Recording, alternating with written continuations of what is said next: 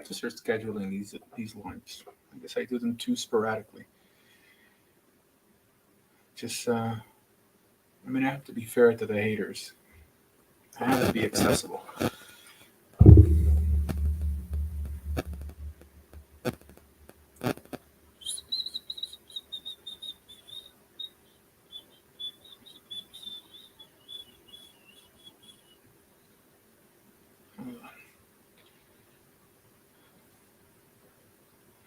This is my backup account, by the way.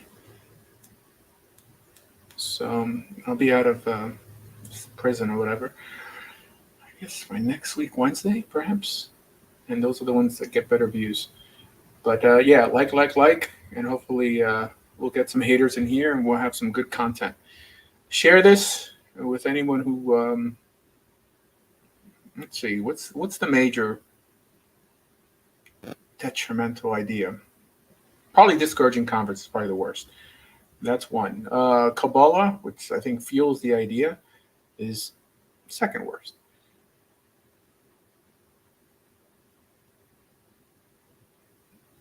Second worst. That doesn't sound right. Okay, fine. Welcome, guys. Welcome to the only, let me see. I used to say that it was the only live show that's an actual dialogue on Judaism. But since I started doing the show, I don't know, in a way to retaliate, I guess, to challenge the brainwash from their perspective, people started making interactive shows, but it's not with knowledgeable people. It's typically with like laymen. There are some rabbis who have TikTok lives and YouTube, but they don't have people just come up and challenge, at least in the Orthodox world. So I am a proponent of Orthodox Judaism. What is Orthodox?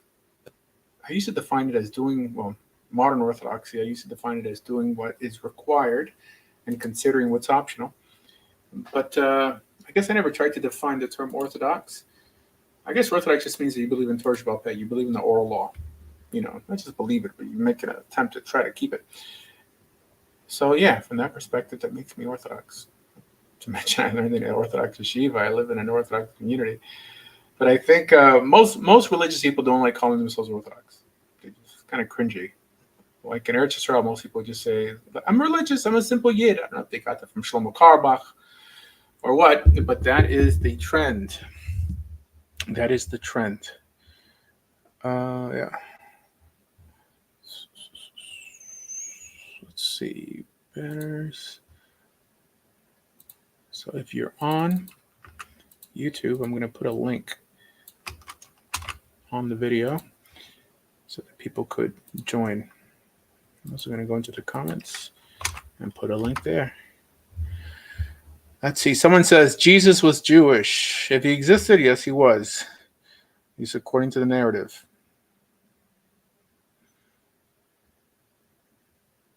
All right. Religious people get on first, obviously. Only extremes get on first. Extreme atheists and extreme religious people. If they're Jewish, they get on. They hop to the front of the line just because I think it makes for a better dialogue when someone claims to know something about Judaism. And this is a Jewish show. So, yeah. Truth is, there aren't too many people who know a lot about Judaism, at least on TikTok. In the world, absolutely. I'm far from being a genius or whatever. I just know some things, and for some reason, where I happen to roll, or the places I happen to roll in, lacks Jewish knowledge or religious Jewish knowledge.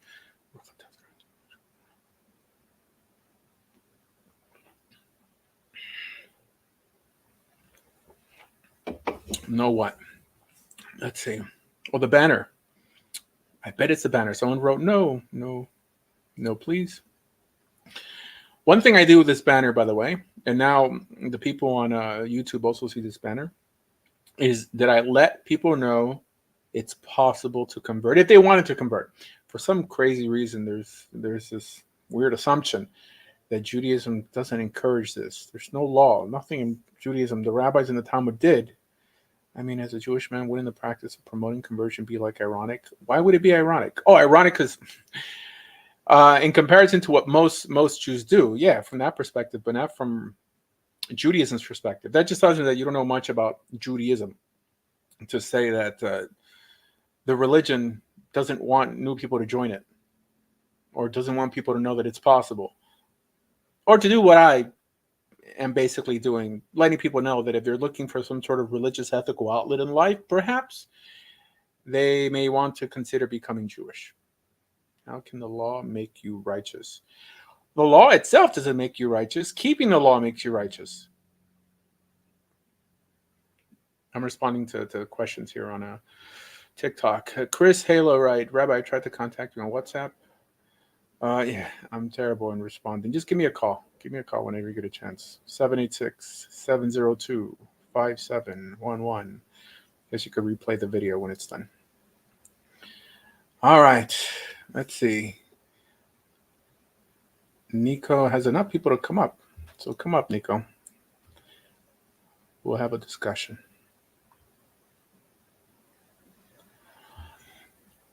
Beseder. All right, Chris.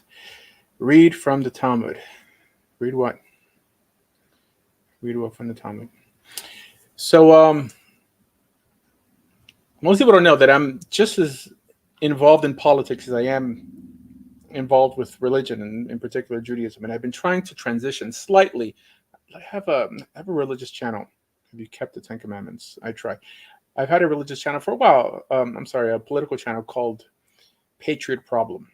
It's the difference between making political content and religious content. And currently, I think the world right now needs more political content with a religious edge. That's what it is. You know, guys like Ben Shapiro, Jordan Peterson, Dennis Prager. I consider these ethical monotheists. Straight religion, the problem with straight religion is people can't make the connection between that and reality, right? And that's what politics attempts to do. Politics, from the Greek word polis, from city, from your town. How do you affect your town with essentially your values? Well, first you need values to want to spread, to counter bad ideas. So that's why I think it's so important to be involved in the political. The problem is you have to be on top of it. It's changing every hour. Unlike religion, you have a good religious background, you know the text, and you could talk religion forever. But politics changes constantly. Welcome, multi-dimensional. I can't afford a house in the United States. Can you hook me up with stolen Palestinian home? Can I hook you up? No. I don't even think, at least in what they call the West Bank, most people don't know that you can't buy a house. You could think you own it, but the state could kick you out whenever they want. Like, I was a settler for 5 years in this place called Kohava Shachar. And it was a risk. People had big houses there, but they're like, build on your own risk, because the government could come and kick everyone out whenever they want. Tell that to the people, you know.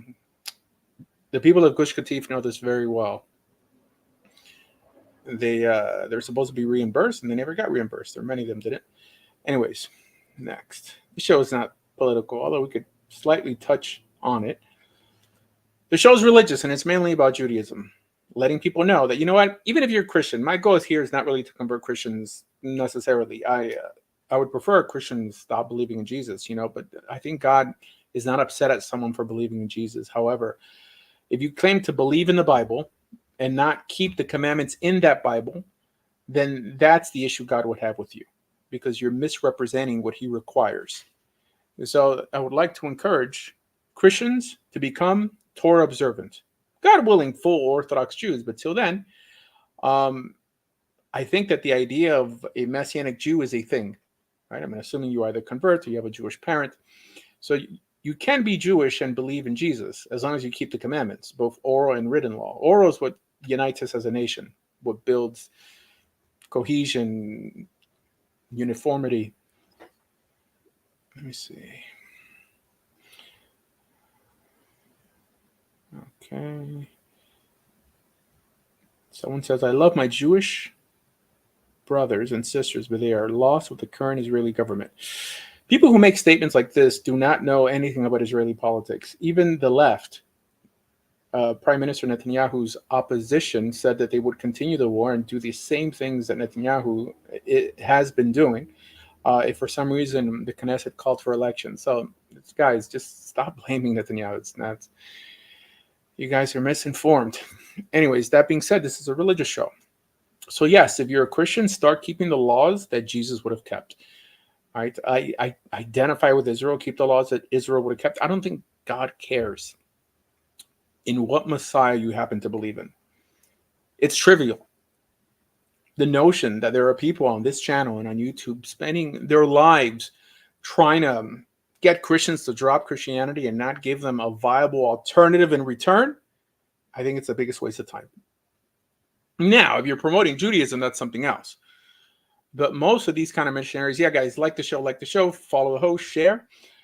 Most of these kind of missionaries, they destroy Christian lives, right, theologically, and don't offer them Judaism in return. So what happens is that they become atheists. There's a misconception that we get along more with atheists than we do with Christians. Not in this life. Someone says, if I convert to Judaism, the Jewish community wouldn't take me seriously as a Jew. What's the point? That's actually not true. That's actually not true.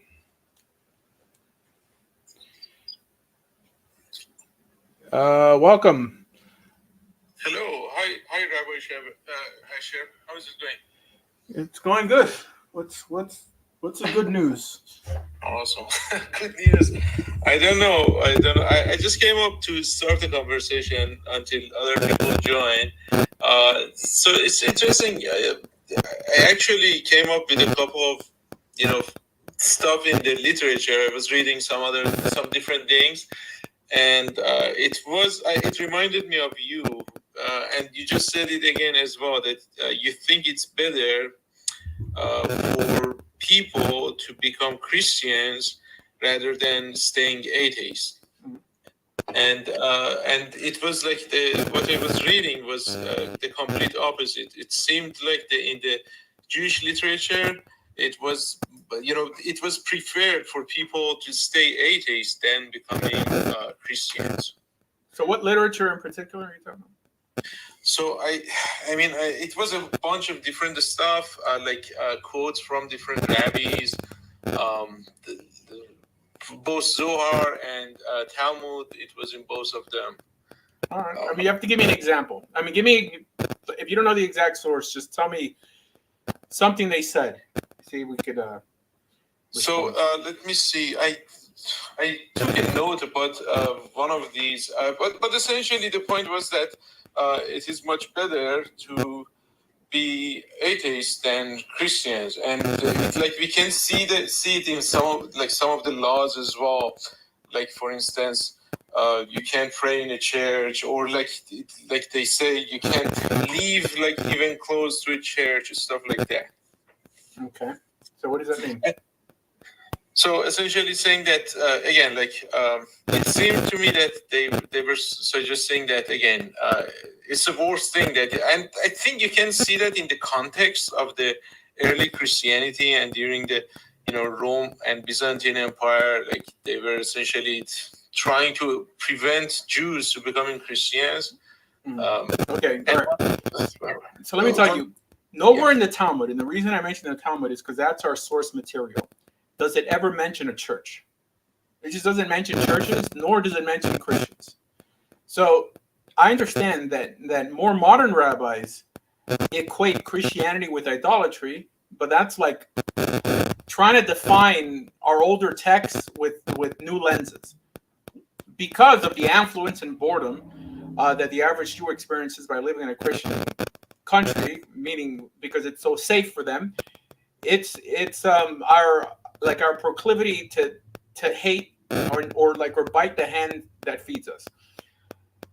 Unless the Talmud says that Christianity is idolatry, right? And entering or praying in a church is idolatry. First of all, this notion of Jews praying in a mosque was only the opinion of Maimonides. Only the opinion of Maimonides. Before Maimonides, the rabbis believed that Islam was idolatry. This is why Maimonides became famous, because he wrote a letter to the community of Yemen who was choosing to be unalived instead of forcibly converted to Islam under the Almohads. So, we have to separate nuance from what the original text says. You're telling me what the Lubavitcher Rebbe says or some modern-day rabbi, that doesn't count because they're part of the hypocrisy. If Judaism doesn't prohibit it, and then we can make an argument that it's, okay, Christianity, I get it, traditional Christianity, I've never defended any group that believes the Torah has been done away with. However, a messianic Jew who happens to believe in Jesus or in all these things, and first of all, the argument made by modern day commentators or counter missionaries is that the issue Judaism has with Christianity is believing that God could become a man. That would not have been the issue in the Talmud, by the way. That argument is never mentioned in the Talmud as something negative. I don't believe that God would want to become a man, but it's just not in the Talmud. The issue the Talmud would have is with someone saying that the Torah is done away with and at the same time calling themselves Israel. Now, being that Christians call themselves the branch grafted in, they consider themselves to be a holy priesthood through Jesus, is them calling themselves Israel without the Torah. That's the only issue the Talmud would have with this idea.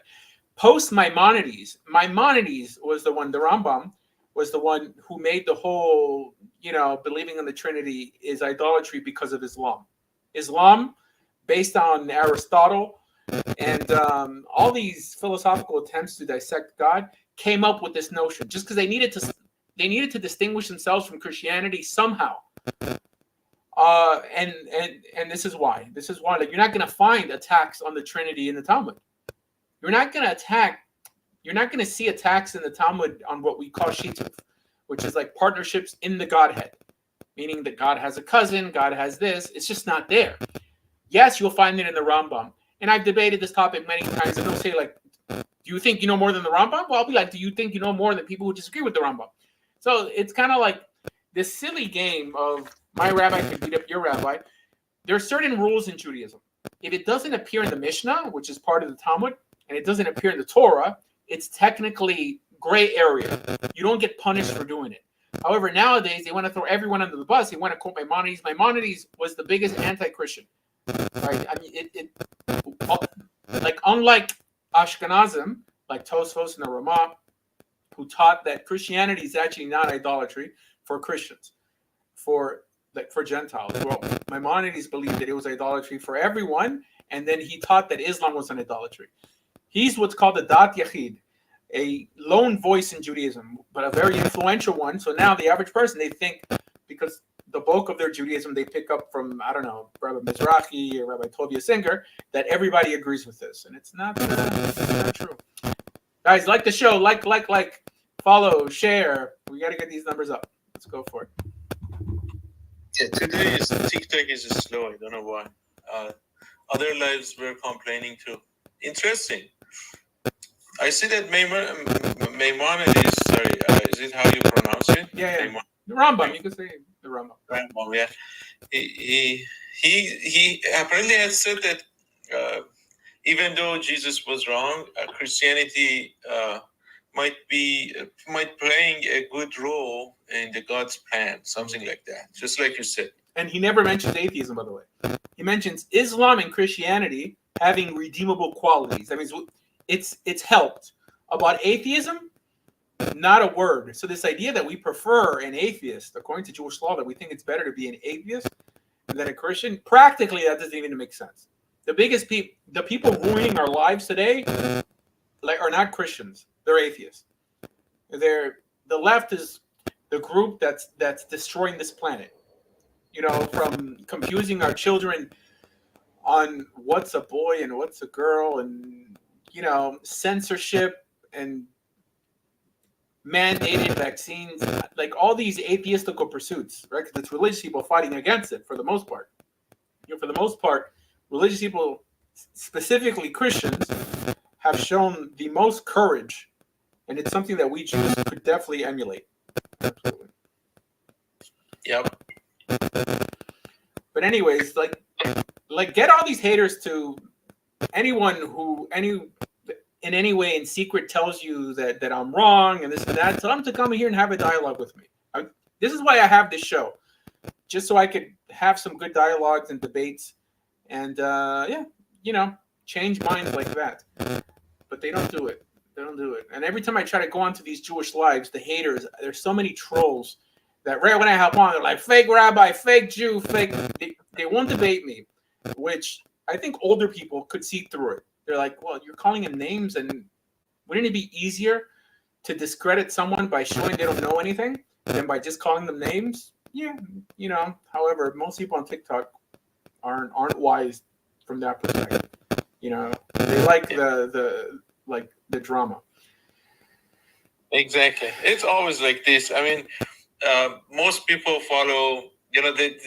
First of all, you're swimming against the stream, so that makes sense. It's good. I think it's good that you are saying what you're saying. You're essentially, I think you're making things better, making improvement, but it is to be expected that you are going to face a lot of, I know. resistance. Yeah. Yeah. That being said, unfortunately, most people who teach Judaism on TikTok are not on TikTok to teach Judaism. They're here to socialize and make friends, and we already know the type of people who live on TikTok to make friends. They're the ones who can't make friends in real life, right? I'm only here to educate, right? I'm not here to argue Israel-Palestine. There's enough people doing that, by the way, and I think that's a commendable thing. I mean, someone has to do it, right? I'm just assuming they don't make us look ridiculous, right? Because I've seen people, some guys, they're wearing female clothing, and they're promoting Israel to an opposition that's religious, and especially when our biggest supporters, the biggest supporters of Israel are Christians, 100%. If it wasn't for Christians, there would be no Israel. That's a fact. Just like if it wasn't for World War II, there'd be no Israel. If it wasn't for the United States, there would be no Israel. In 1973, it was Nixon who sent over he recharged the Israeli military with weapons because they were out and they were they were being cornered with Arab armies coming from the north and the south, and they were about to give up. There's stories about Moshe Dayan under the table crying. I don't know if that's true, but this idea that we're gonna insult Christians and act like we could have done it on our own, not on my watch. I mean, I think the keys in life are gratitude and attitude, right? Be completely grateful. Never overlook things like this, especially things that allow you to survive, and have a good attitude. As you represent yourself and your family and your values to others. That's it. But there's too many people who make it seem like Israel doesn't need nobody. It's not true. If Israel didn't have the U.S., it would cease to exist.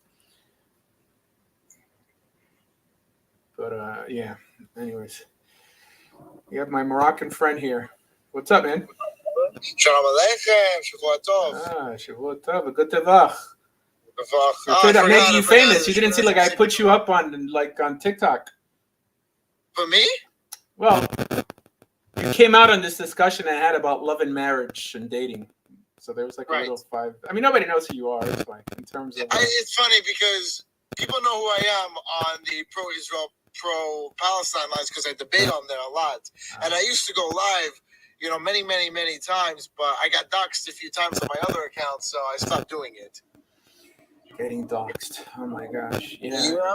And it's funny because they doxxed me, but they got the wrong address, but it was already too much that I'm not going to deal with this anymore. I'm just going to get off, and I switched accounts now. Yeah. I mean, I live on the dock. I'm extremely political. Most people don't know.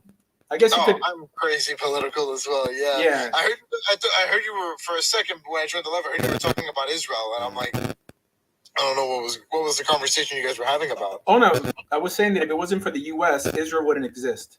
100%. And this idea that we could just bash Christians just because they're nice to us and we're affluent and we're bored it's showing that we're not grateful. Right? I mean, you could be Jewish and not believe in Jesus in any way, and acknowledge that if it wasn't for Nixon in 1973, if it wasn't for the continual support of the U.S., Israel wouldn't exist. 100%. The only thing right is just it's Netanyahu, right? Then listen, I'm a Zionist, always will be, but it's Netanyahu who's an extremist. He's a huge extremist in the political party in Israel. He always has been. And when I was in Israel, he wasn't even, he was president, prime minister at the time. And everybody hated him. There were protests every single other day against Netanyahu. Yeah, but on other things, because I think what the leader of the opposition said, that even if they have another vote in the Knesset and they bring in like a left winger, they would do exactly what Netanyahu's been doing regarding the war. So this idea that it's just him, it's not true. I mean, I remember when I was living in Israel. Obviously, but it's funny because the main opposition against Netanyahu is Naftali Bennett, who's also a conservative right wing, right? But it's not as extreme as Netanyahu. All right, so what do you want? You want Shinui? You want Tommy Lapid? You want someone completely on the left? You know. No. I don't really care. I'm not really big on Israeli politics. I'm more like, hey, can I go to Israel and like be chill? And I'm happy with that. Oh, you can do that now. You know, I was in Israel. Yeah, it's funny because my sister went a few months ago to Israel, and she was fine. So I was in Israel on October 7th. Shema Israel. Wow. So I got there October 6th, Erev Shabbos, and October 7th was like Mamish Shabbos, like Shabbos lunch. Well, in the morning, Shabbos morning, I heard the sirens like in Jerusalem. And it's the same Shabbos sirens. This is the first time I ever heard, you know, like most sirens when it's not in Jerusalem, you have to be like in Sderot or something, Ashdod or Ashkelon to hear the sirens. We have sirens. We have sirens in Meir Shalim. Oh my God, there's a Cybertruck. Wow. You don't see these a lot. No, of course you have sirens in Meir Shalim, you know, but in Meir Shalim, they're the Shabbos sirens. Yeah, I know. Yeah. 1 second. I just want to show you guys the Cybertruck that I see right there. Take a shot at it. Make sure they bulletproof. It's insane. Okay, cool. It doesn't look so cool, that truck. I don't know. I mean, it may grow on me, but it just looks sort of like... It's just cool because you don't see it a lot. It's a new car, you know. That's it. That's all I care. You know, oh my God, it's a trapezoid. Yeah. Yeah. So let me ask you a question. I hear that Netanyahu is far right or whatever, but what are some of his extreme views? Why you categorize him as extreme? He's just known as an extreme view. Like I said before, I don't know much about Israeli politics. Yeah, so he's not a far righter. I mean, he's not like, you know, like Americana, let's say. You know, Americana was for putting Arabs on buses and driving them over to Jordan or Egypt. You know, but Israel, it's all national security. I mean, that's what gets you labeled a right winger or a left winger. When I was in Israel, when there was a vote like in Likud for Moshe Feiglin over Netanyahu. Of course, Netanyahu won, but all the religious people in Likud voted for Moshe Feiglin, which is he's more like that Hilumi. Isn't the Likud more of a extreme, not extreme, but more secular party than it is? Is it more secular? Yes. Isn't Likud a lot more secular? Well, I mean, it's not Haredi.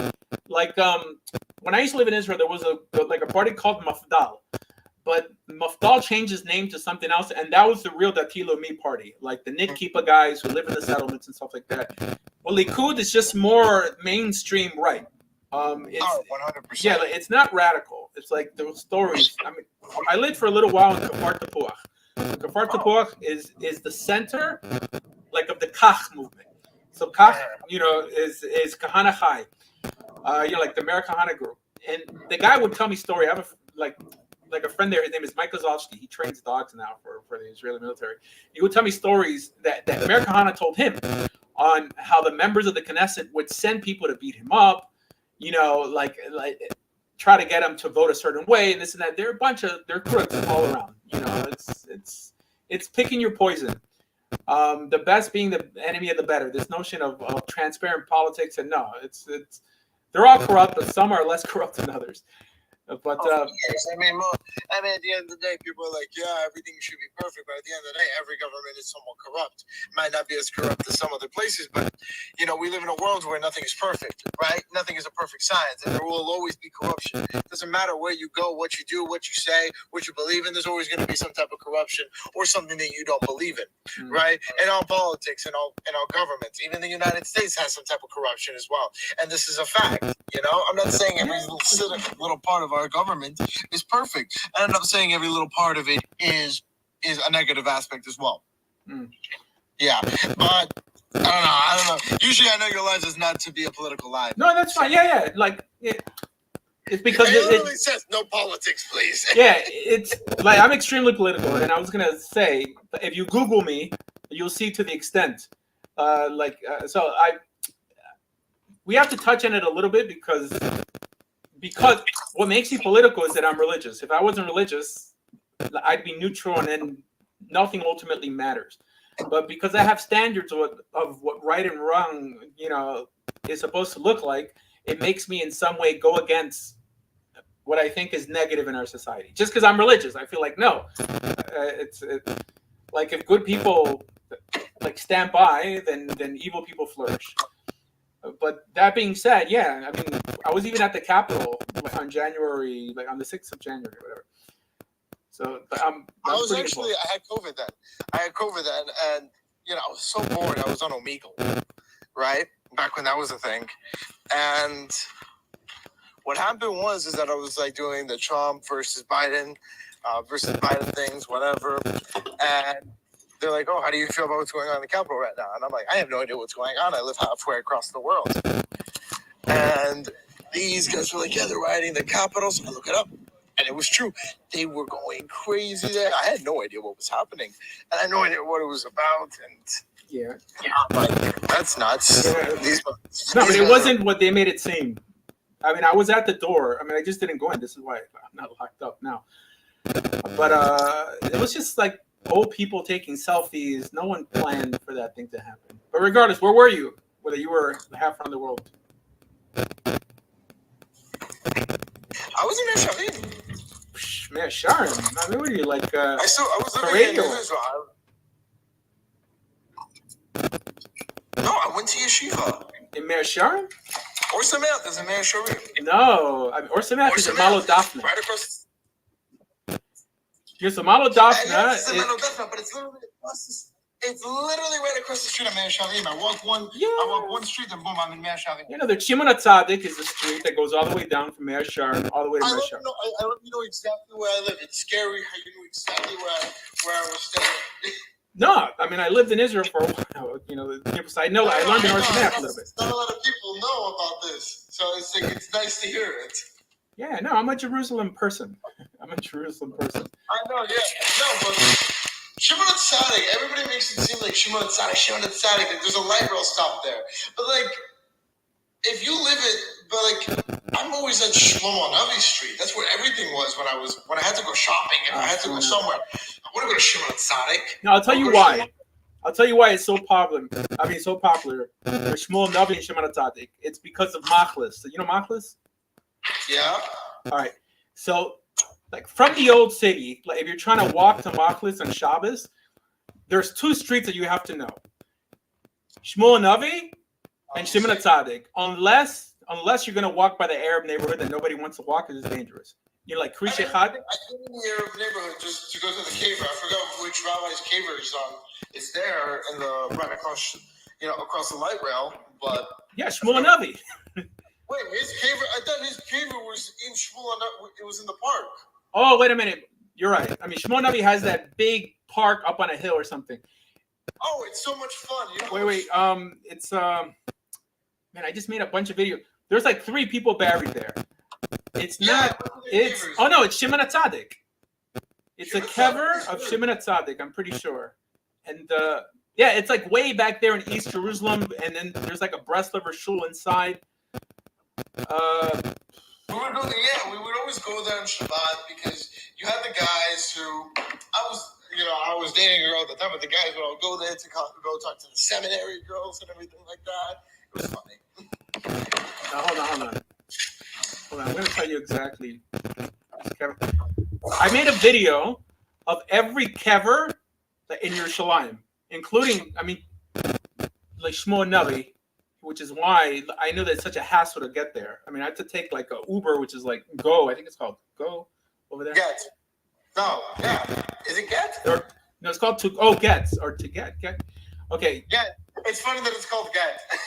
All right. So it's Shimon HaTzadik. You're like, here, check this out. Shimon. Here. It's in the Arab neighborhood.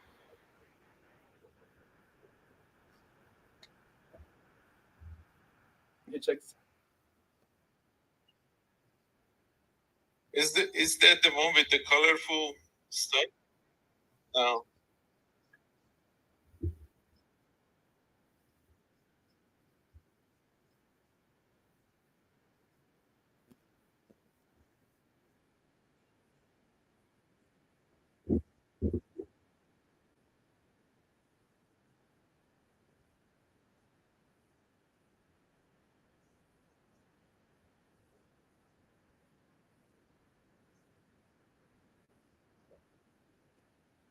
Yeah, that's for it.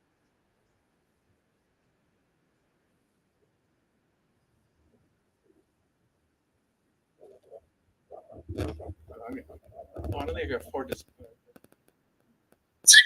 You have It's- I went on Simpas. There you go.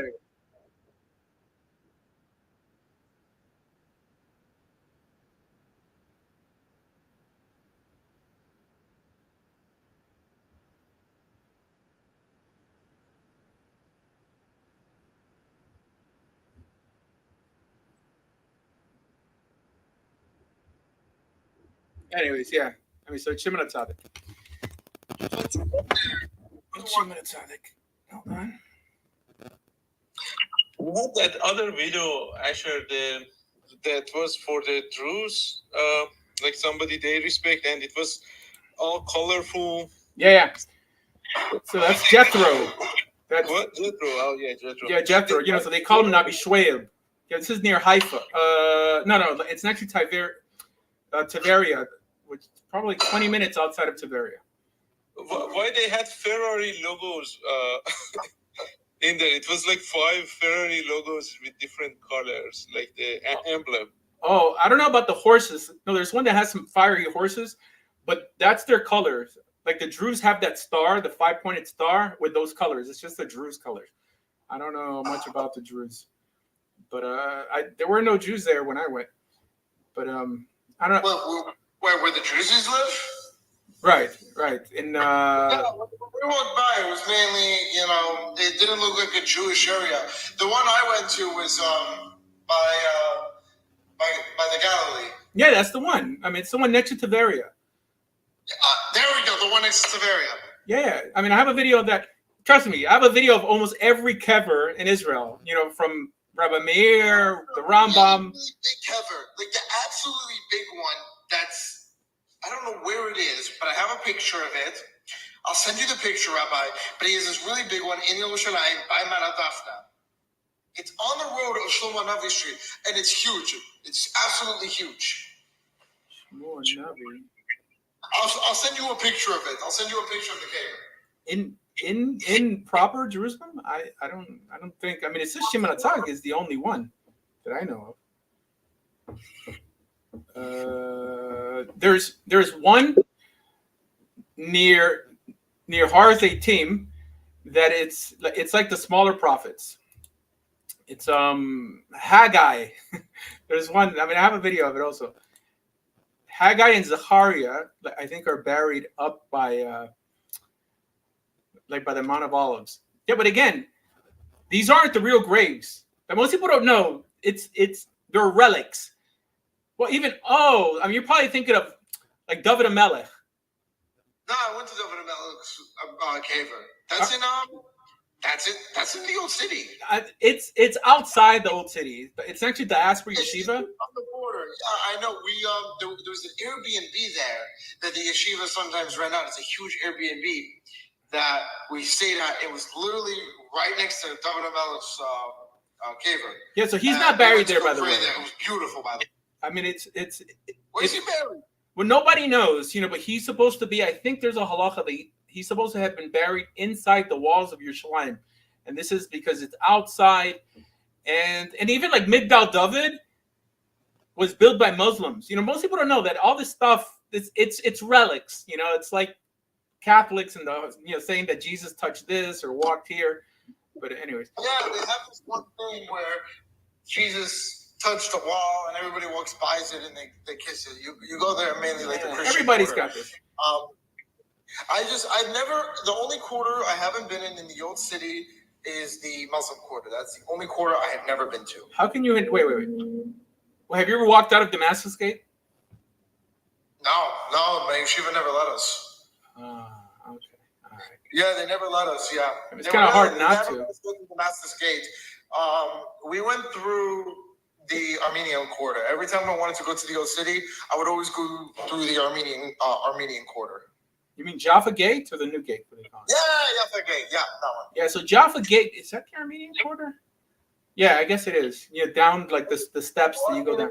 You have two ways to go. You have left, which is the Muslim quarter, and then you have right, which is the Armenian quarter. No, there's three ways, right? So there's What do you mean Damascus there's Gate. 3 ways? Yeah. So there's Damascus Gate, but between Damascus Gate and Jaffa Gate, there's something called the New Gate here, which is like it's right in front of the light rail. Like you'll see That's the one. Never mind. You're right. That's the one I go through. Yeah, so that is, I think it's still part of the Armenian quarter. But Jaffa Gate is the most popular one. It's the pretty one. I mean, it's near it's like Mamila Mall or whatever the heck that they just built. Ah, that one. Yeah. I get off the light rail. If I want to go to, what's it called? If I want to go to the old city, what I would do was, I forgot what stop I get off of, but it's the one in front of, it's right in front of Tel Aviv, the I Love Yerushalayim, I Love Yerushalayim sign. The Eye of, I don't know. I'll show you a picture. I'll find it. But I'm going to go cook some food. I'm going to be back later on. All right. And No problem. Be well. Take All care. right, All right.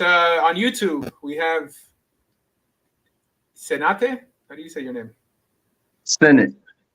Oh, Senate. Hey, what's up, man? How's it going? What's going on? Hey, I wanted to holler at you because I really respect I found some of your old videos when you're dealing with the Black Hebrew Israelite, their philosophies or their eschatology and all of that. And I really respect how you think. I think we think a lot alike. And I'm curious to know from Judaism, like with the way you think about things, what is the evidence you use that supports your belief that Jesus or Yehoshua is not Messiah? Oh, well, everything we believe, right? Not do necessarily, but believe has to come from source material. So what's our source material? It's essentially the revelation that we receive through Moses, right? From God. So it's the Torah, and particularly the commandment in the Torah, but let's just say the 5 books of Moses. The 5 books of Moses tells us how to get validated by God. How does he validate our religiosity? What do we have to do? We have to count how many times he tells us that this or that will make us special. And if we don't do this or that, then we're not special. And it's all tied to obedience, i.e. Torah observance. There's no commandment to believe in a Messiah. There's no literal mention of even the notion of the Messiah in the Torah. Literal. I understand there's foreshadowings, Genesis chapter 3, at least according to Christians, Genesis 49, Deuteronomy 18. These are foreshadowings. They're not ideas that are exclusive or in any way exhaustive, right? Like they don't reiterate the same concept. They're like little hints here and there. It's a shame that the average religious person nowadays, if you ask them what's the purpose of everything, they'll say it's to coronate some Messiah, to usher in some messianic age. That's not what the Torah says. The Torah says Torah observance, right? And through Torah observance, making the world a better place, i.e. reaping the rewards of living a Torah existence. Even the notion of a Messiah, of someone being anointed, only applies to the priest in the Torah. Later on in what we call Tanakh, we see them anointing kings and even anointing prophets. But this is not in the Torah. I'm not saying that I don't believe in the idea. I just view it as rabbinic. So if something is so fundamental to us, why doesn't God reiterate it? Right? That's the main reason I came to the realization that believing in the notion of a Messiah that the average person believes in nowadays is an optional belief, according to the Torah. To the point that God tells us that there's no commandment to have a king. It says that when we want a king, we shall, elect the one that he chooses, right? But we even see Samuel telling us we don't want a king, we don't need a king. It's ideal if God just becomes and remains our king. But nowadays it's all upside down. It's like we basically just rewrote the purpose of being Israel, right? And the purpose of being Israel is to impact the world through Torah values. That's the purpose of being Israel, not counting down for some Messiah to bail us out. So this is the main reason I don't believe that Jesus is the Messiah. Okay. And as far as Torah observance, you're speaking on the whole Torah, Leviticus, Numbers, Deuteronomy. Yeah. What's applicable? I mean, there's some laws that aren't applicable. Like, I mean, you can't keep laws that are only for women to keep. You can't keep laws that are only for priests to keep. You can't keep laws that you can only keep in the land of Israel. Right? This is not our first exile. So this is not the first time that we couldn't sacrifice. Yeah. So in its appropriate time, yes, you should strive to keep all the laws. Okay. And is there anything that you've seen in the verses where you said there's possibly foreshadowing a Messiah? So you're saying, is this a common Jewish belief, or is this something within a group of Jewish people that there's no need for a Messiah, or we're not? Am I getting you right when you say that you're not looking? You don't have to look forward to a Messiah. Okay, so it's not common Jewish belief. I would say that the average Jewish person would agree with you. They'll see the Messiah on every page, and then from that point, it's my Messiah could beat up your Messiah. But I think that if I'm able to dialogue reasonably with the average rabbi, he would realize that, yeah, it's not literally in the Torah, but it's part of our tradition, and the way they teach it, tradition trumps almost everything. Unfortunately, that's not what our source material teaches, but culturally, that's how it is. Yeah, but I for sure never try to speak completely for Judaism. I'll say this is my opinion, and now I'm saying I should have said it in the beginning. This is my opinion. Now I could defend it, and I could argue with almost any rabbi on this, and get them to acknowledge that they're building their assumptions off of tradition, not off of the literal text. I mean, God directly tells us that the secret things, right, things that we may not understand, don't worry about that too much. Just worry about keeping the Torah. Now, it's fine to the extent that we're supposed to worry or not. That could be debatable, but the idea that now God is going to condemn you to a place of either torment or non-existence in some sort of afterlife because you happen not to agree that someone is or isn't the Messiah, that I think we're kind of reaching, and we're kind of making God look primitive at that point. Okay, and I don't know how much time. This is my first time on something like this. I don't know how much time you give to people to speak, but in the same train of thought. So how do you deal with the problem of sin? And without the temple, without the high priest, without the sacrifices, or just sin as whole, known sin, unknown sin, with how you think about it without a need for salvation or Yehoshua. How do you interpret that? Yeah. So first we have to ask, how does the Torah specifically mention it, and how was it understood in Tanakh, in Jewish history? Just to sort of have an opinion. So being that this is not our first exile, we know that Israel, because of their sin, was kicked out of Israel and ended up in Babylon. And then in some way, God found them righteous enough, good enough to be forgiven and redeemed back to the land of Israel. And when they were in Babylon, he did tell one of the prophets to tell them, take families and kind of go do your thing in Babylon until you come back. That's right. That's right. I mean, yeah, this is why I tell people to stay in America and don't all move to Israel. Because God has his own time frame, and it's really up to us, our behavior, that activates God's forgiveness. So, so this idea that we could be good enough to be brought back into the land of Israel means that the idea that because we can't sacrifice, we can't receive forgiveness, I don't think it's one that someone could seriously make. However, I know that's not what the average Christian claims. The average Christian is talking about the destination of your soul. That's not something I debate. Because the Torah is not clear. So if a Christian wants to say you need Jesus in order to find your final resting place in heaven, or I don't know, like in some celestial place with him, that they're in the right. They have the right to make that claim just because the Torah doesn't mention it, right? All the Torah says is how to live in the land in peace and seeing your children grow old. The Torah has nothing to say, nothing literally to say about the afterlife. So it doesn't offend me when a Christian wants to make certain rules, and because of the rules they created, decide who to let in and who to exclude from the afterlife that appears in their book. That they have the right to make that. Jews cannot try to contradict it because the Torah doesn't speak on it. As a matter of fact, Jews have done the exact same thing from a different perspective, right?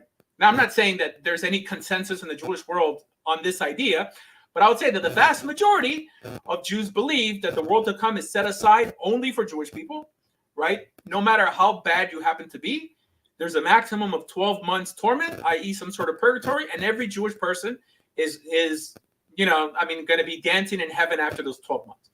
Of course, there's Jewish sources that teach the opposite, but I'm just telling you what the average Jew believes. Okay. Who gave them the right to come up with that conclusion? Nobody. Nobody. So because they had the freedom to come up with their own, vision of an afterlife and heaven and who gets led into their heaven, who's to stop some messianic Jews from coming up with their own rendition of heaven and hell, right? It doesn't step on any of the verses in the Torah, because the Torah just talks about how to please God on earth, not necessarily how to please God in heaven. There are little hints like you're getting written in a book. I don't know what that means. However, it doesn't mean that Like the manna from heaven, stuff like that. Oh, well, that's not in the. Well, I mean, manna from heaven is actual like food that they ate. I mean, not Jesus claiming to be the manna from heaven. So I'm not. I don't bash Christians for not wanting me in their heaven, right? Because it's their party. There's a lot of people who don't invite me to their party. I don't know who doesn't. Who wouldn't want me in their party? But that's their party. Okay, it doesn't step on God's toes because God never said anything to contradict that idea. Right? So Muslims can have their own heaven. Now, the problem is when they start misrepresenting what the Torah says about practical issues. I don't think Messianics fall into that hole, while traditional Christians do, saying like, well, you shouldn't strive to even keep the ethical portions of the law. Right? I don't know too many Christians who let me say it so directly. But yeah, no, there's a reason why most Christians are becoming Muslim, because they want that structure, and their shepherds aren't leading them properly to a more practical form of Christianity, which would be Messianic Judaism. Okay, and when you say Torah doesn't speak about the afterlife, is that specifically? Are you thinking specifically, Sheol and heaven, or the new earth, or are you including like the spiritual realm as well? And for instance, when when I read when the witch of Endor raises the spirit, the Elohim of the prophet, to me, when I read that, that indicates an afterlife. That indicates something's going on. Maybe not designation if it's a heaven, hell, or location, but it's that's the Torah. I mean, that's not in the Torah. What you mean? It's not. Oh, I mean in the Tanakh. Okay, so you're only Torah observant. You only. No. Okay, so I'm not only Torah observant. However, I believe all these other stories are there to amplify the Torah, to bring people back to the Torah. Got you. Okay. But holy in Judaism just means that they're set apart. They're special to us. But that doesn't mean that every theological concept that appears in the book of Samuel is like it appeared to us in the Torah itself. Like we make a distinction, or at least we should make a distinction. Got you. Okay, understood. Yeah. All right. So then I have. I appreciate your time, man. Appreciate you. Thank you. All right, bro. Take it easy. What's up, brother Meza? All right. We have a fellow religious Jew. Okay, let's see if he acts religious.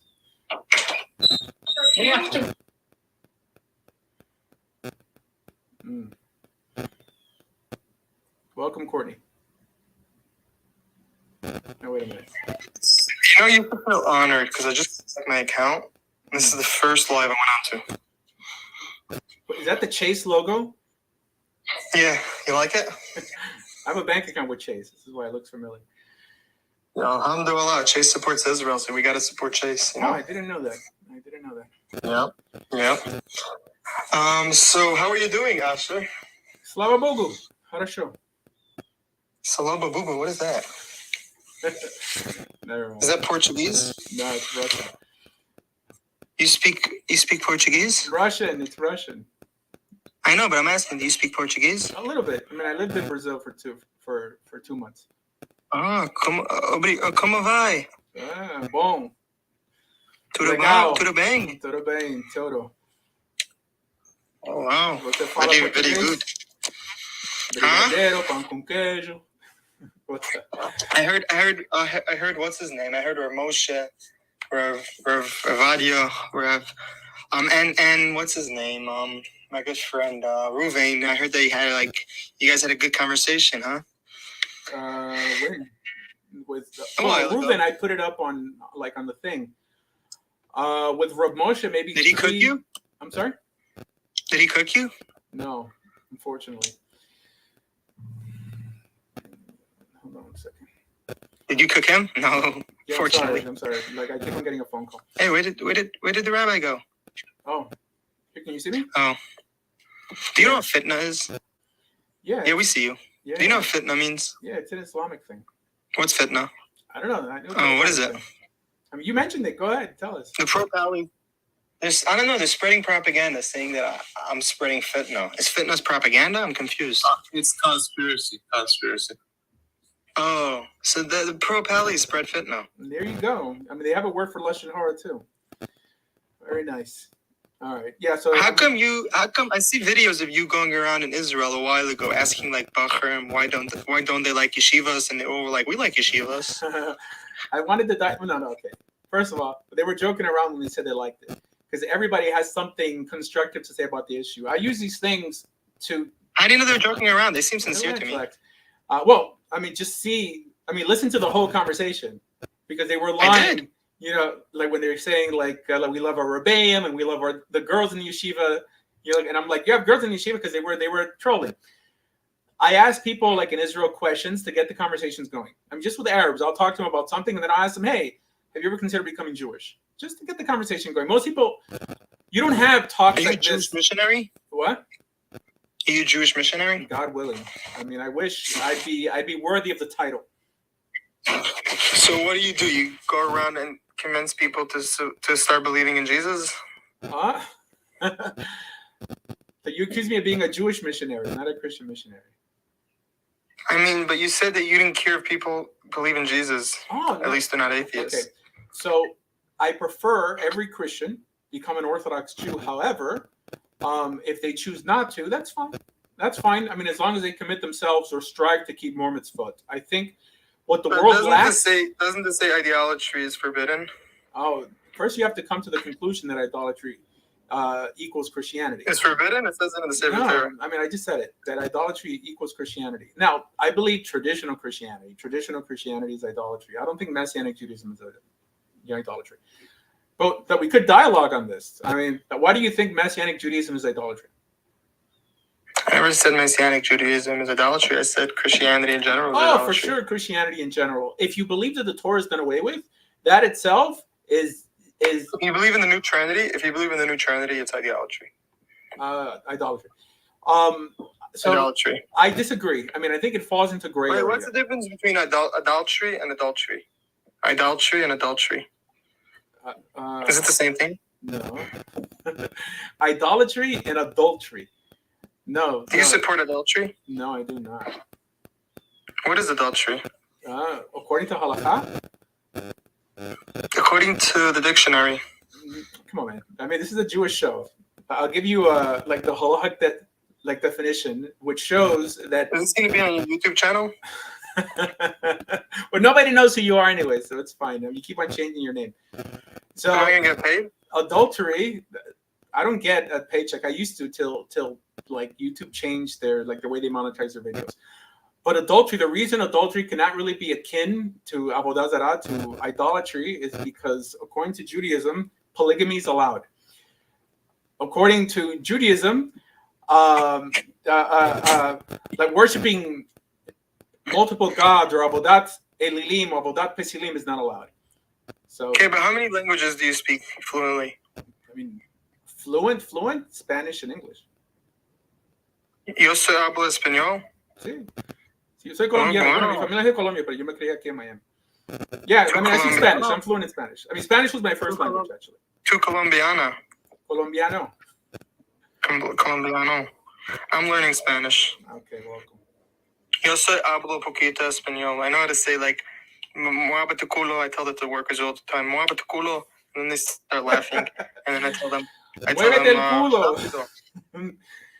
Anyways, all right. Here, like. Do you like grande tu culo? All right. Violating how many languages do you speak? Yeah, no, it's fine. Here, listen. 5. I mean, this is a religious show. 5. Let's try not to curse in any language. Yeah, but that being Am I said, cursing? wait, hold on. Let's try to start fresh, you and I. The Chazal say that. So let me ask you a question. No, hold How on. many, Just how let many me talk, converts did you please. make in India? Please. You know, Chazal say, who's the hero of heroes? He who makes an enemy into a friend. So I know You that you don't consider like me as an enemy? Huh? What? Do you see me as an enemy? I see you as someone who like publicly tries to ridicule me, and you know, Am I a like, potential enemy? Am I a potential enemy? if you don't consider that an enemy, I mean, like for sure, we at least can consider it a friend. So I think that we should try to clear this up. Let's try to bury the I don't hatchet. know. To me, the way I see you, I think you're my best friend. Are you saying that that's Yeah, not true? No, but don't troll. I mean, people come on this show because they hope to hear, at least when religious people talk, when Jewish people, and I assume that you're a religious Jew, they want some sort of emes. I mean, some sort of, you know, like midot coming through the airwaves. Here's the thing. I'll be very sincere right now, and I don't mean this in any disrespectful way, and I really do mean this respectfully. But you say you're a religious Jew, Orthodox religious Jew, but the problem is your Orthodox religious Judaism doesn't go according to majority of the Orthodox religious Judaism. So that's the contradiction that I see. Don't you see the same contradiction? Yeah, no, for sure. There's a slight contradiction there. I don't think it's enough, you know, for you. So why don't you find a different word to call yourself? Like even modern Orthodox Judaism would still differ from your, you know, the ways you go. Okay. So the two major things that we disagree on, right? Three major things. I mean, I think I could limit them down to 3. One, proselytizing, just because we've discussed this before on the air, and like I have recorded discussions with you on these particular issues. Proselytizing, my view on messianic Jews, and Kabbalah, I believe, right? You support Kabbalah, or are you against Kabbalah? I like Kabbalah, however, like I view it like any other medrash. I don't know. Some religious Jews are against it, some pro. So I don't know. For me, it's not a big deal. All right, so Ocean gefilte. Who's ocean gefilte? Do you like gefilte fish? I like the loaf. I don't like the one in the jar.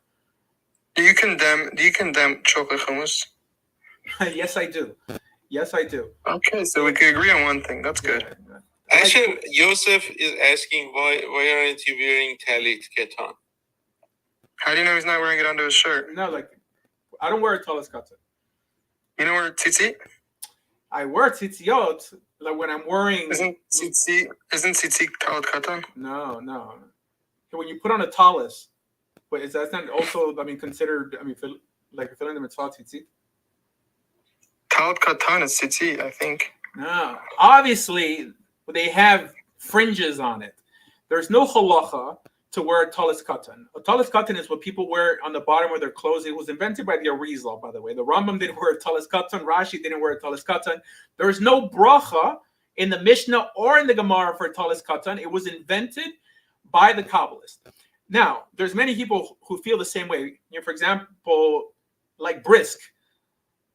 Like Briskers won't wear a talis katan on Shabbos, like Mamish, like on Shabbos, because they don't believe. What's the talit katan? Talit katan is what they wear on top, like the Hasidic Jews wear?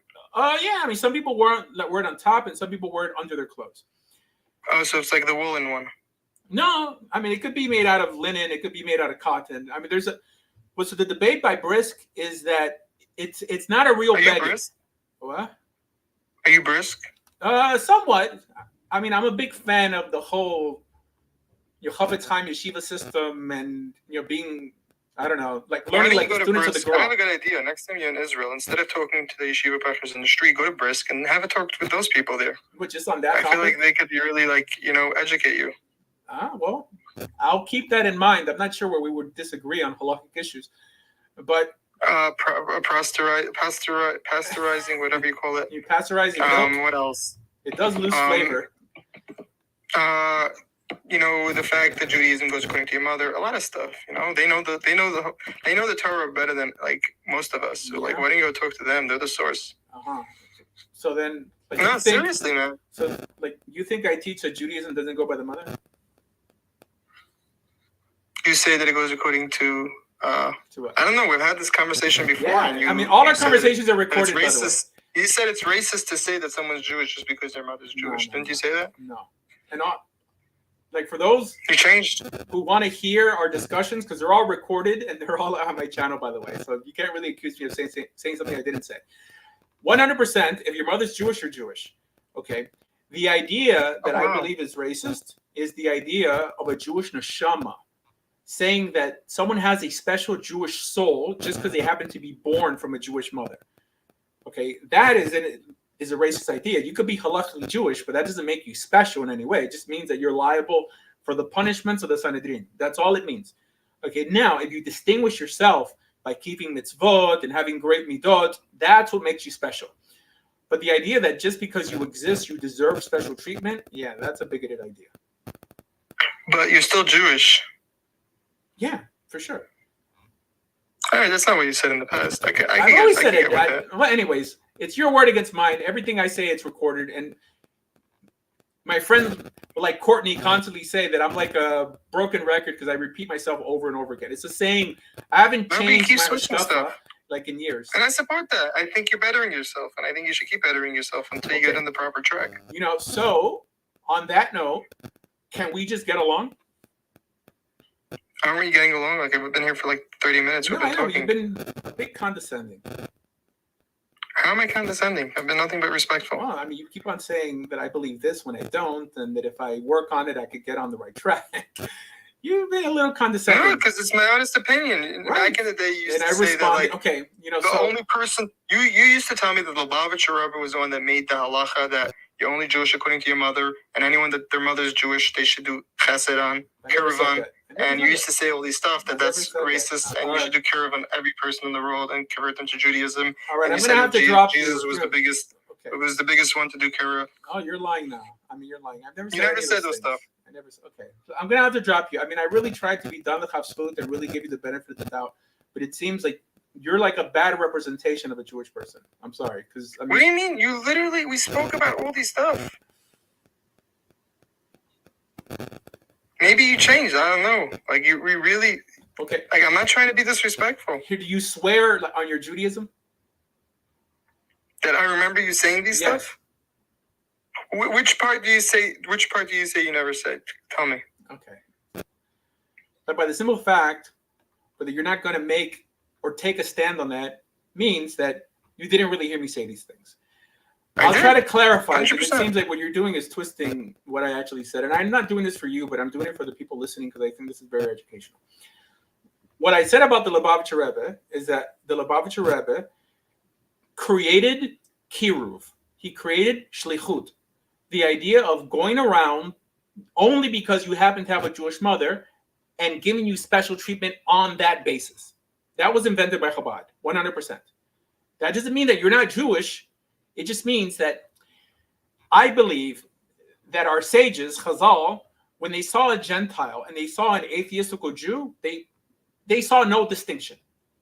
Assuming... So that's what I said you said. I just don't remember the part where you said that the fact that if their mother's Jewish, they're actually Jewish. Because I used to hear you disagree with that. And you would tell me, where in Chazal does it say that if your mother's Jewish, you're Jewish? Oh, no, I never said that. And I told you, Unclus was like that. And you said, that's not true. Okay.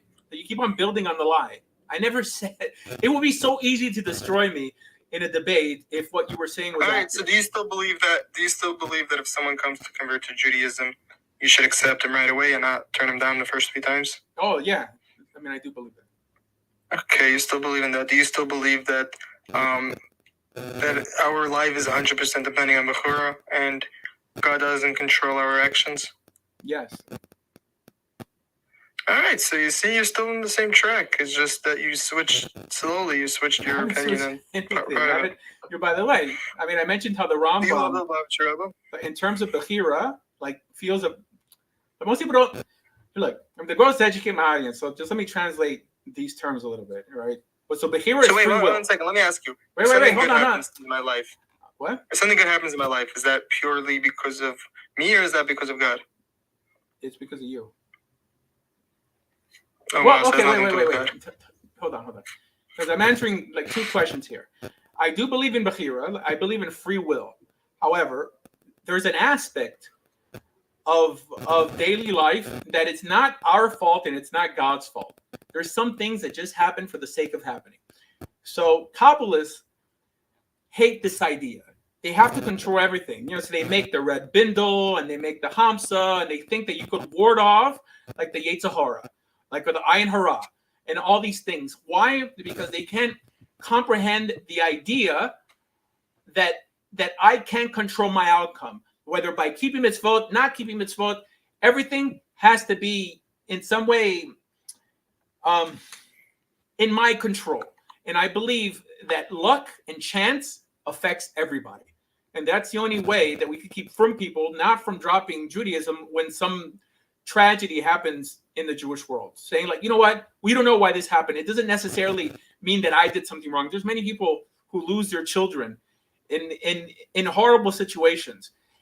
And when they feel that everything is willed by God, I think this is what encourages people to drop out of Judaism. This is why Elie Wiesel dropped out. Like he said that he had no issue believing that Jews have a mission in this world. His problem was when he found out that it was a suicide mission. So I think if people try to explain it in a more reasonable, logical manner, it'll strengthen the emunah. It'll keep them religious. That's it. I get what you're saying. Not all Orthodox Jews would disagree with you. Majority of them would, though. Rabbi Victor Miller would very much so. Rabbi Mizrahi would very much so disagree with you. Sure, Rabbi Victor Miller I follow those people. Would disagree on many things with you as well. Question though, I'm asking this because of the guy in the comments. Nothing to do with I think you do, but I'm not sure. But do you daven 3 times a day with a minyan? Not with a minyan always. Are you daven 3 times a day? Yeah, daven 3 times a day. You put on tefillin? Yeah, I put on tefillin. There's no halacha in daven with a minyan, by the way. You put on Rabbeinu times? No, I do not. I mean, the Mishnah says that you should daven with a minyan. No, it doesn't. The Mishnah says if you have 3 people eating at a meal, do you hold on? Yes, I like we have a zimun and we'll bench. But in terms of saying what's called davar, it's called davar debikdusha. There's certain words that you say that you have the honor of saying if you have a minyan, but only because you don't have a minyan, doesn't mean that you're losing out on anything. Right? I mean, throughout Jewish history, when people worked for a living and didn't have cars, davening with a minyan was something they did Saturday morning only. Okay, I mean, it's just now it's nice to go to shul, but I'll tell you, the average person goes to shul nowadays because there might be someone who needs to say Kaddish, but not necessarily because they feel they're fulfilling some halachic obligation. And also, in terms of saying Kaddish Atum, like the mourner's Kaddish, that's also nowhere in halakha. So because of essentially a Kabbalistic notion that you're giving a dead relative an aliyas neshama, like you're raising their soul out of purgatory. Now people go to shul, but I think that's probably why they created Kaddish Atum from that perspective, just to keep people in shul and to employ a chazan or a rabbi. Can you think learning Torah is a mitzvah? Question from both of you guys, if it's okay. Just trying to get to the bottom of what's going on, especially violating. Would you tell me what is the biggest issue that you have with Asher? Is it the fact that he's doing conversions in a way that you don't seem fit? No, I told him my issue. My issue is that he represents himself as an Orthodox religious Jew, which I don't have a problem with. But the problem is that he doesn't, his way of following Judaism and the Orthodox way of following Judaism doesn't align with each other. It contradicts. And therefore, I think it's a bit deceiving when you're going around trying to convert people and telling everyone that you're an Orthodox religious rabbi, when in reality, you could consider yourself whatever you want, but reality is that your Orthodox religious Judaism isn't the same as the Orthodox religious Judaism of the rest of the world, and it doesn't align with their same, rules and laws and regulations. So That's why I think that, you could keep doing what you do, but you should just, represent yourself other, and you shouldn't, because people that aren't Jewish or people that aren't religious don't know what Orthodox Judaism is, but they do know of it, but they don't know what they represent and how they learn. That's why it's got to be, call yourself something else. I don't care, but just don't tell people that you're religious Orthodox Jew when you don't act like. I'm not saying you don't act. I mean, you seem like a nice person, but I'm saying you're religiously, the way you practice Judaism doesn't align with that. I think I just explained it very respectfully. Okay, fine. And so this is why we're having this dialogue, so you can show me where I'm breaking any halacha. Until now, I don't think you've made the case for anything that I'm actually violating. Yeah, but you're trying to convince me that I'm wrong, when in reality, we spoke about so many stuff that you just, disagree with. For example, let me know. Is it a good way to put it? To me, it sounds like you're saying actually you don't fit in the stereotype or the box that majority of the Orthodox Jews look like or behave like. Hold on, it's not true. Now, this is where I think violating here is trolling a bit. Everybody knows that in the Jewish world, there's a mixture of different Orthodox rabbis. There's rabbis who are part of what's called open Orthodoxy, right? Like the students of Avi Weiss, of Yeshiva Chavevei Torah, who teach left-wing Orthodox Judaism. Left-wing, they're pro, pride.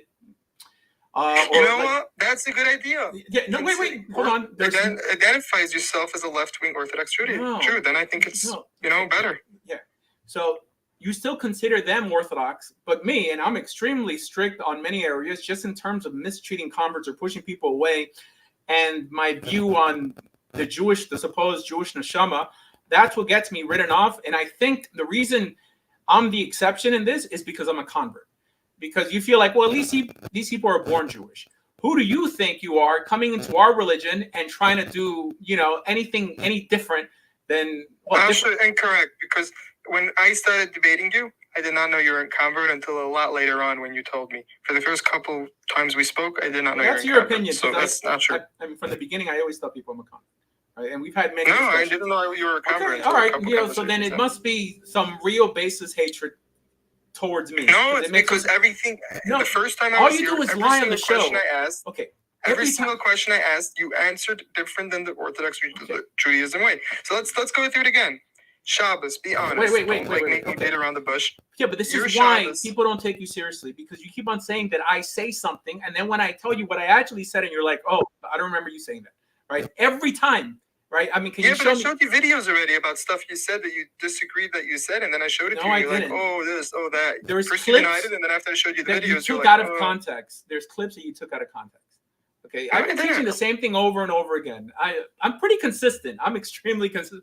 It's not what you claim to know is what you can defend, and I could defend virtually everything unless I say it's my opinion. If it's my opinion, it's my opinion. Yeah, but listen, Rabbi, can I tell you a very big problem? Ash, let me tell you a very big problem. Before you go about anything, can you make me a mod? Just if people. Yeah, Malta's a good guy. Malta make him mad. But listen, Asher, let me tell you something that you've done that's very wrong in my opinion. You could say what you want about it. This isn't to do with Judaism. This is to do with something you preached, which is the fact that you spoke about the whole, I don't know if I can say it on TikTok, but someone unaliving themselves, how it's technically not forbidden in the Torah. And, after you clarified it in a way that it's forbidden, but in certain circumstances, it isn't forbidden. And, obviously pulling the plug and such stuff for certain people, I think people would agree that it's, all right. But the problem is that when you said it the first time, you didn't really give any context. And I watched the whole video. You didn't give any context. You didn't watch the whole video. And there were people watching it that were on the spec, You didn't watch the whole video. I mean, I could tell you because I remember that. Okay. I'll tell you why that topic ever came up. And I mentioned this in the video that you spliced out where somebody gave it to you like that. I had a very good friend here like in North Miami Beach who was dying of cancer. Right? This guy was a firm guy in the community. And because of halacha, they forced him to endure. I mean, he was terminal already. And he wanted to, in some way, probably get his meds upped a little bit or something, just so he can expire quicker and die with some dignity and not in some way looked the way he did in front of his family till the day he expired. So then I felt like, you know what? People should have the right to do that. This idea that we suffer to the last minute, right, just seems absurd. It seems absurd when you know the person's going to die anyway. It's only because they could keep you alive with meds, but the cancer is eating you out from the inside out. That is what got me to look into the issue and see what halakha actually had to say on the topic. So I'm not saying I disagree with you in that. I'm just saying that the way you said it the first time came off. Okay, whatever. Asher, let me ask you a question. I got to drop in any minute, but I want to ask you this. Do you believe Ashkenazi Jews are converts, or do you think Ashkenazi Jews are real Jews? So, Do you believe in the Ashkenazi Kazarian Jew, by the theory? way. I think a lot. What? Wait, hold on. I believe a lot of Ashkenazi Jews are probably descended from converts. A lot of them. And Yeah, I'm sure, but a lot of the Sephardi too. yeah, for sure. There was a whole Okay, kingdom. but Wait, my hold on, question hold is on. no. My question on. isn't that. My question is about the Kazarian theory. Do you believe in the Kazarian theory? So, do you know what it is? And do you Partially, believe yeah, no, I do. Well, there was a study like from Hebrew University that was there to counter an Israeli study, like government-backed study, to in some way make a disconnection. And this guy in Hebrew University, like you could look it up, made the connection of many Ashkenazi Jews descending from the Khazars. Right? I'm just saying, it's not all or nothing. I'm not saying all Ashkenazim. We know that most Ashkenazim came from Italy. Most Ashkenazim were the students of Eretz Yisrael, while Sephardim were the students of Bavel. Right? And even in the Sephardi world, there was a whole kingdom called the Kingdom of Adib that converted to Judaism. This idea that the average Jew is pure and could prove it is not true. Okay, but it doesn't matter because look, I'm a convert. If you convert, you're as much part of Israel as someone who. Yeah, no, you're right. You're right. It doesn't matter because if you convert and you follow Judaism, it doesn't really matter because you're still a part of Judaism. But my point is that, in my personal opinion and from the research I've done, which has been a lot of research, I give you certain people to watch, like professors that have spoken about it, and they've debunked all the sources from Kazarian theories. And, I really think that the whole Kazarian story was one big bogus story. And even if it was true, the ones that did convert to Judaism never converted. They converted to their own way because there's no Jews there to show them how to convert. And they end up dying out together with the Kazarians. All right. So who doesn't believe in the rabbis? The rabbi. What? What's the guy's name again? I can't remember it. But the Rabbi Yehuda Hasid. No, Halevi. The rabbi. Halevi. Yeah. But Yehuda Halevi wrote the Kuzari. Okay. And You sure it's a Hasid? no.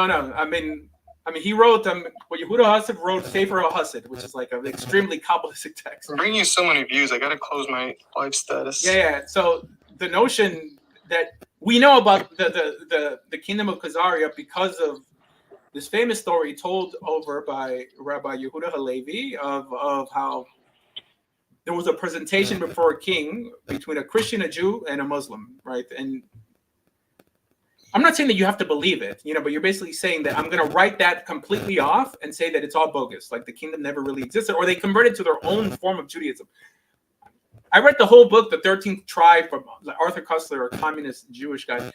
I'm just saying, it's my opinion that the bulk of Ashkenazi Jews are descended from converts. Follow me, and I'll DM you someone to look up, and he gives you It doesn't matter. Who cares? Regardless, I think. Look, I heard Burl Wine say that the vast majority of Ashkenazim come from one family.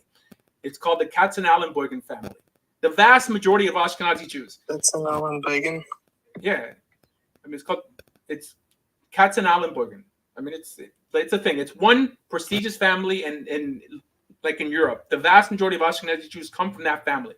This notion that you can have a bulk of Ashkenazim being descended from converts. You can't have a Cohen with blue eyes and blonde hair and a Moroccan Cohen with dark skin and dark eyes and say that we have a pure lineage going back to Avraham Avinu, okay, or Moshe Rabbeinu. But wait, if the Ashkenazis are all converts, then how are they Kaihanim? I didn't say they're all converts, but I didn't say they were all converts. They can marry the daughter of a convert.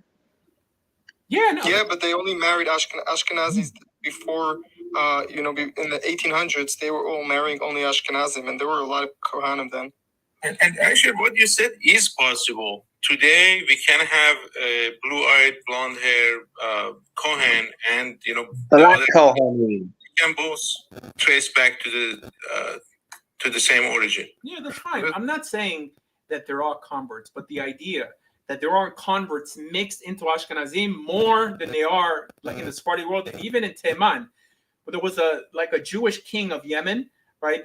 I mentioned, I think near Persia, the kingdom of Adib. They all converted to Judaism. It says at the end, like now, like Purim is coming up. It says at the end of the Megillah that they were mityahadim, that they became Jewish. It's a thing.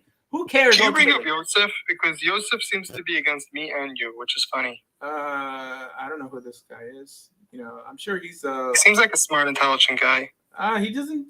Well, I mean, it's not what you claim to know. It's what you can defend, and this is why most people won't come up here and dialogue with me. That's it, because they can't. Bro, I come up here all the time until you block me. So I think if anything, you can defend yourself. That's why you block me. I never blocked you. Okay, I mean, it's your word against mine. People know I don't block people. The ones that block me are the ones that can't argue. Okay, well, I don't block people. Trust me, it benefits me to have these conversations with you. You know? Here, listen, the reason I have these conversations is because it gives me content for my channel. Like, why would I want to block you? So then why don't you tell your mods never ever in their lives to block me again, or you will throw them off a cliff? Because then I'm going to have to give you special treatment. And I'm Jewish, so you should give me special treatment. I'm privileged. That's right. That's right. No, yeah. So here people are distinguished by. I was joking about that. You know that. So yeah, Asher. What else? You're Colombian, huh? My family's from Colombia. I'm born in New Jersey. New Jersey. What's it called? Is your wife Colombian? No. Where's she from? Let's not talk about wives. This is already. Is she fine? But is she a convert or is she ethnically I'm not going to Jewish? talk about my family. Is she Jewish? I'm not going to talk about my family. No, it's not yes. It's not yes. Hi, Rabbi. Can you hear me? Yeah. What's up? Hey, my name is Raphael, and I had some questions for you, if you don't mind answering. Yeah, go ahead. So, my wife and I, we're recent converts, but we moved to Virginia, and where we live here, there's not a lot of synagogues around. You're in Virginia? You said where at? It's in Newport News. Oh, there's nothing there. So, yeah, it's like. Because I lived in Virginia for 3 years, by the way. I was the assistant rabbi of Young Israel of Richmond for about 2 years. Richmond. Okay, Richmond is probably like an hour and a half from us. So, yeah, you guys have like a restaurant called like Little Haifa or something, right?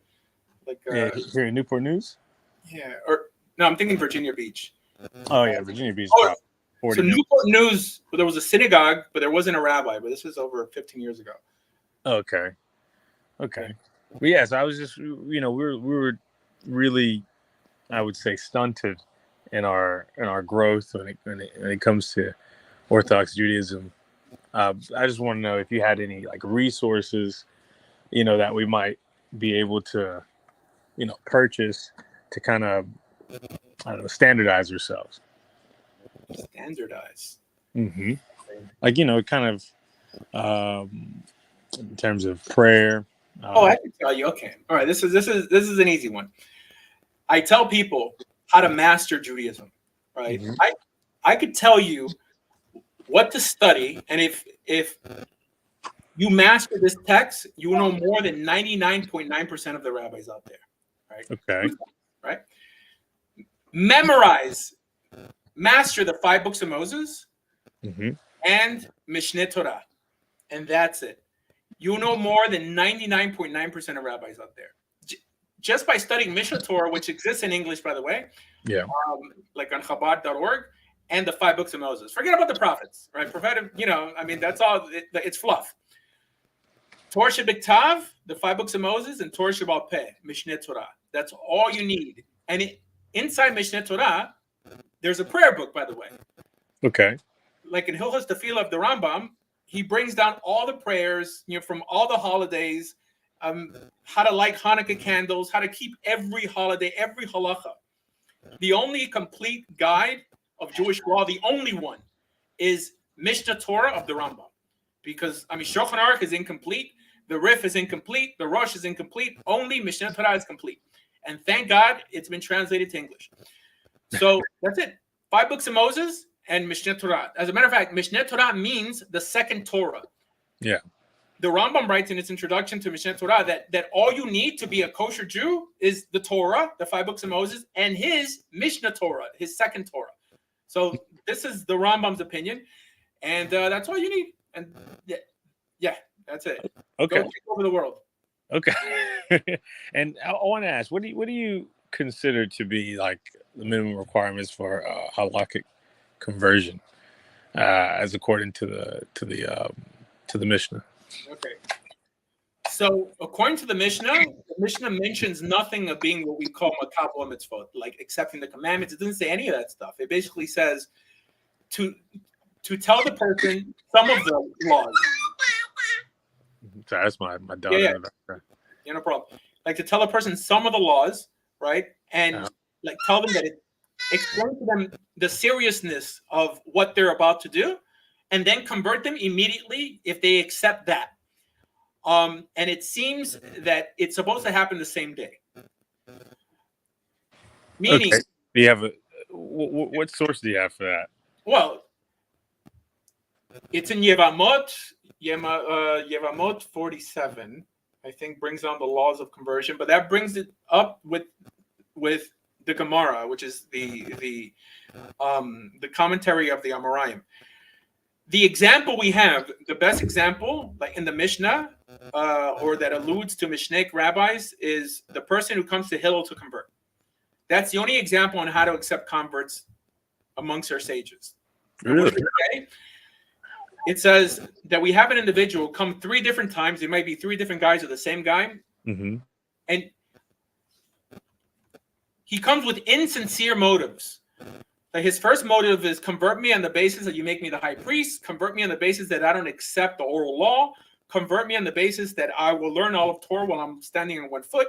In all those instances, Hillel converts him immediately and then begins to teach him. This idea that they learn first and convert later is something the modern day rabbis invented. Mm-hmm. Okay. Why? Because they felt that it was a waste of time to teach a Gentile Torah if he wasn't already Israel. First, he has to commit, just like we accepted the Torah Mount Sinai, the whole Nasiv and Ishma, right? But that first we hopped into it and then we were educated. It's the same idea. I mean, to the point that there's a statement by Chazal that say Goy asek b'Torah chayav misa, that a Gentile who learns the Torah is liable to the death penalty, right? I mean, the Rambam explains that later. That's if he's, I mean, for what reason he's learning it. But on that notion, Gentiles shouldn't be studying the Torah on their own, right? Because they could come up to some crazy conclusions. So we convert them first, and then hold on 1 second, and then the whole community has an obligation to educate them. So that's the difference between then and now. Okay. So then what about the specifics, in terms of, going through immersion versus, circumcision? At what point would one be considered converted? Oh, I mean, you have to be circumcised and immerse yourself. I mean, it's Mila Tavila Korban, right? So Mila is I mean, assuming that you're a man is circumcision. I mean, Tavila means immersion. And Korban, when there's another Beit HaMikdash, you're supposed to bring a sacrifice, like a Korban Chatat. Mm-hmm. Just like someone who returns to Judaism for their sins. Anyways, welcome, David. So, because I remember reading, something in the Talmud. I can't remember the source, or maybe it was just a discussion about it. But there was a question about, where our ancestors, at what point were our ancestors, considered, followers of Hashem. That is like, Abraham before he was circumcised, or when the people came to Sinai, before they, immersed and cleaned themselves at the base of Sinai, and then before they even got the ordinances for sacrifice. Yeah, no, that's a complete hypothetical. I mean, it's saying like, what if the person got circumcised but didn't immerse? What if they immersed but didn't get circumcised? At what point does he become liable? I mean, that's all it means. Being Jewish just means that you become liable. It doesn't mean you're special, because you don't keep mitzvot. Only because you're Jewish doesn't mean that you're any more special than a Gentile. Yeah. But, yeah. And then I remember reading something about Ruth's conversion. What exactly were the circumstances? I know there are a bunch of agadic explanations about her conversion. I've seen things here and there, and there's something even about in Esther, where it mentions, gosh, I can't remember. It mentions some rabbi in the Gemara was saying, like, at the point where someone has faith in God, they become a Yehudi. Yeah, I mean, not in Esther. I mean, it says in Masechet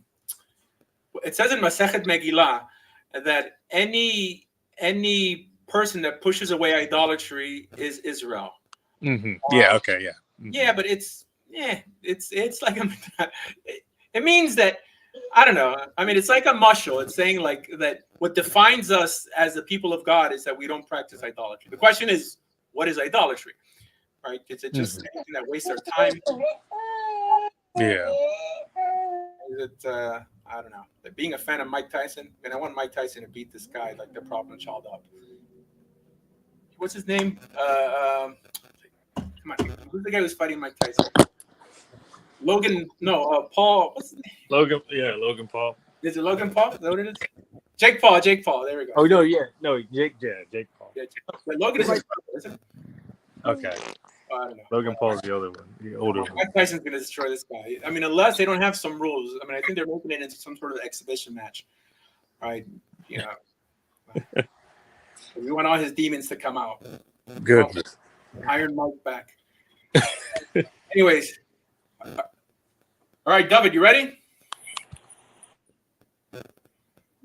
Are you talking to me? Yes. Hi. Hi.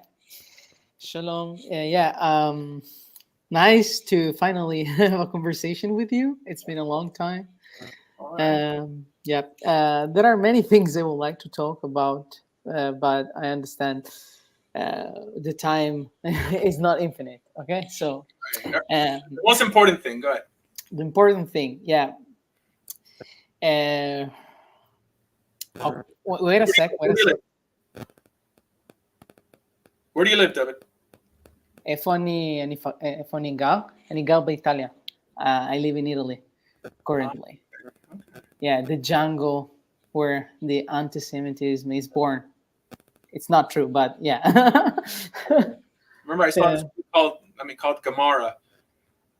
What? In Italy. I saw a movie called Gomorrah. You ever seen that movie? Yeah, I know it. Yeah. It's like the mob in Italy, because all we know is like the mob in America. We don't know like the. Yeah. All the time, people from Canada and US usually when start talking with me, the first thing they can talk about is mafia or food. Okay, and that's it. That's it. But it's not that. What do you mean, cars and motorcycles? Cars, more. Okay, yeah. I noticed that you have a thing with Ducati kind of stuff. Yeah. I mean, I like the Ducati Monster, but I'm not crazy about Italian motorcycles. Yeah. Yeah, I noticed that you love motors. Yeah, but I have Ducati right here. Look at my little. Whoa. Yeah, my cousin once upon a time he gifted me all the series of Valentino and stuff, Valentino Rossi, stuff like that. By the way, yeah. So I wanted to talk with you about like you have a school. I don't know how to define it. You teach, by the way, online to people, right? I mean, not one-on-one. I mean, just by these shows. Just by the shows, okay, because I was interested in getting a little bit more, how can I say, to join in the classes. Yeah, my English is not. Here, listen. With the idea that anyone has private classes online, and on top of that wants to charge for the classes, should show that they're charlatans. No one should be paying for Torah classes. Nobody, even if it's learning in a yeshiva, unless in the yeshiva they'll have an opan. Right. I mean, it's very important to learn Hebrew. But in terms of learning Torah and paying for it, there's so much Torah online, free on YouTube, yutorah.org, whatever. There's tons of websites that you should never have to pay for anyone to teach you Torah. There's this guy, his name is Chaim Kaufman. And the reason I mention him is because he fools people into paying him to educate them in order to convert. And it's a ripoff. He doesn't take you to the Beit Din. He doesn't even find a Beit Din for you, but he educates you for conversion, which is a trick. Most people know that. Most people who convert already know that when you convert, that Beit Din will educate you themselves, will tell you what to read. It doesn't matter what you know when you come to convert, or how much you know or how little you know. It's who you know. That means once you get to know the community and they feel comfortable with you, then they'll convert you. So the idea that someone's going to give you private classes and on top of that charge you, not that I would ever charge for anything, is a waste of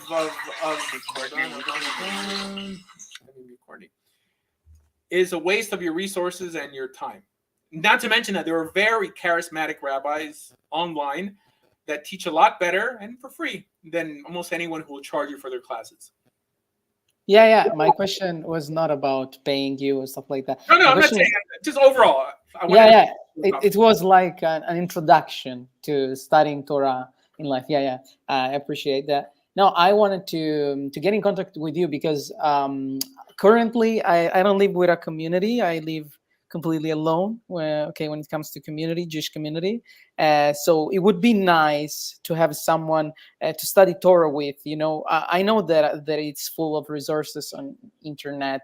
I can access pretty much everything I need, even to learn Hebrew, whatever. But it is always good to learn with someone, for my experience, because the time you decide to spend with someone to study about something, it's more valuable than when you study alone, unless you are really, how can I say, you have the musa, the discipline, you know what I mean, to get and study alone. That is not an easy thing to achieve. You know what I mean? Have you gone to Israel?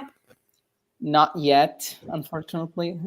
Okay, all right. So Italy is so close to Israel that you can go there every Shabbat. I'll tell you where to go to spend like Shabbos with different families. On Shabbat, you could go, like after your meal, you could go to classes and meet people and work on your Hebrew. In America, if I want to go to Israel, it's going to be a 13-hour flight. In Italy, I think it's a 4 to 5 hour flight.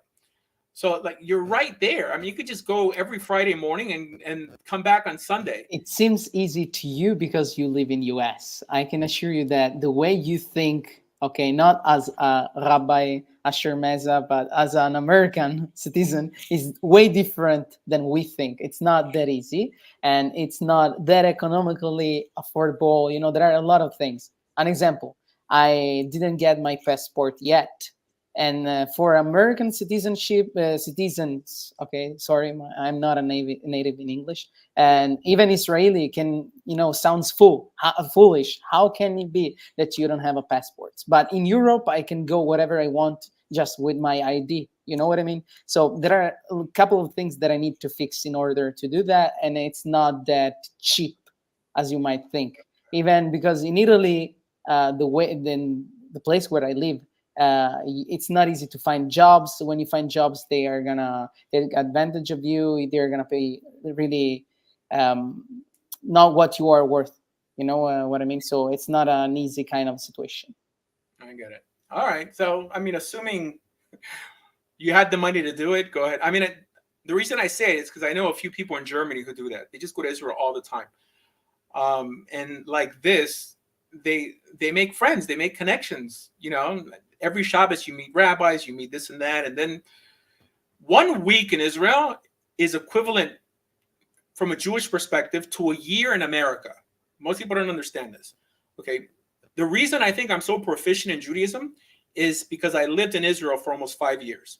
And I worked in the yeshiva system.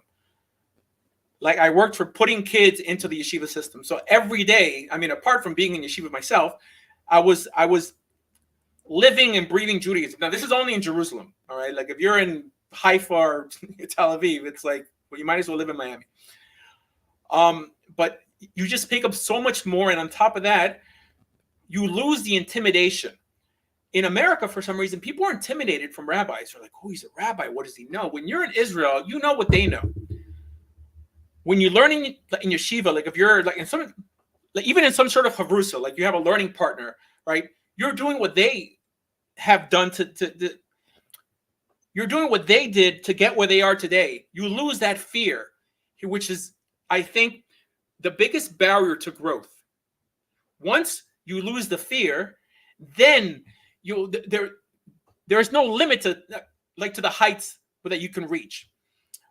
This is why, I mean, I would encourage you to go to Israel. That's the main reason. Yeah, I want to do that. Currently I'm blocked even with university where I study because okay, a lot of problems. Now let's skip that part. But by the way, yeah, I want to do that. And one of my questions to you would be like, how, for me, for example, I'm 22. Okay, almost 22 years old. Okay, so for a person like me who is gonna finish the university in 2 years, 3 years maximum. Okay, when you go and live in Israel and you wanna build a family, because I mean it's feasible. You need that. You need a wife. You need all that kind of stuff that you know, and you want to study Torah at a good level. You know what I mean? What do you suggest to do? To go in a yeshiva and studying, and how to eventually deal with that? I mean, you gotta work and provide for your family, and at the same time going at the yeshiva. Can you provide me suggestions and solutions to this kind of issue? Okay. I would be grateful. Yes. Thanks. Full-time learning is overrated. The reason I mentioned full-time learning is because you're talking about getting married. I mean, from that perspective, it's no longer called a yeshiva, it's called kollel. So kollel is when they pay you to learn. They pay you peanuts, which means that you have to send your wife to work. In Israel in the morning, what do you see on the bus stops? You see Arabs and you see women going to work because the guys are learning, like morning seder. They're learning in yeshiva day and night. And for peanuts, I think what's a monthly make? $400 maybe. I mean, it's very minimal. And even with these guys who learn day and night, I don't think it makes them any wiser.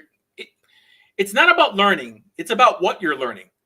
If all you're learning is the Ramchal and the Arizal, you're not gonna, if you're learning Torah from a halachic perspective because you want to write books, translate or something, then you're doing something that your whole family could benefit from the future, or you could sell books or whatever, or you could be a teacher in a university, in a cheder or whatever.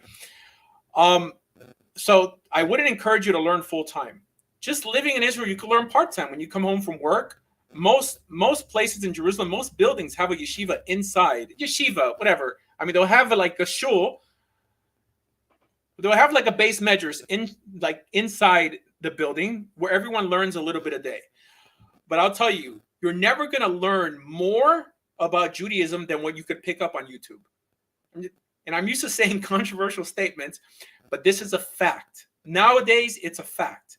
Whatever you learn in yeshiva, it is so insular. It is so detached from what other communities teach, right?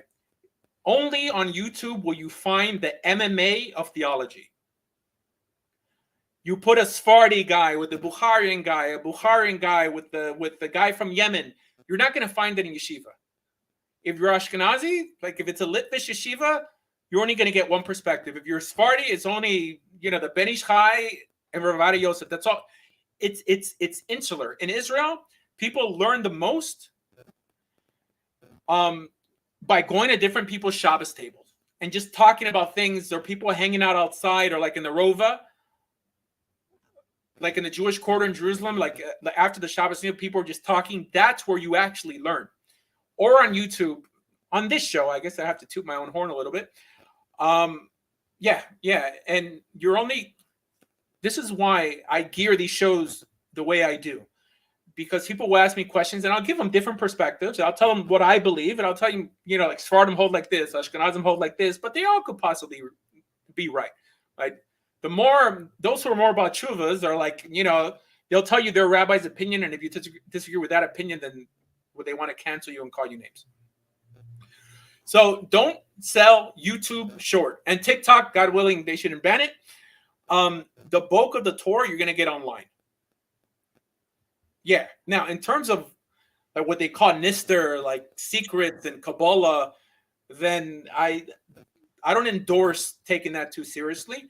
But that's something that people tell you that you have to learn under some Kabbalists because they have secret information for you. Which I've heard of that. Like that there are a select number of people in the world that know the most deep stuff. No, but I'm the same opinion of yours. But I would like to. Okay, two questions. Okay, one is gonna be short for you, and the second one is gonna be a little bit longer. It's about Kabbalah, the second. So the first one is about, okay, fine. I know many good rabbis on YouTube. Like I can make names. It's a problem. No, go ahead. I mean, it's probably okay. a lot of people. Okay. Yeah, Yonatan Alevi. Okay, it's one of my favorites. Moshe Ben Chaim, David Bar Chaim. Okay, David Bar Chaim. Good, really good. I found stuff like Kolel of Yonatan Alevi every night, 1 hour and a half about Mishneh Torah. Fine. But if I want to study in Hebrew, because I want to force myself, I do speak Hebrew, not fluently yet, but I do speak Hebrew.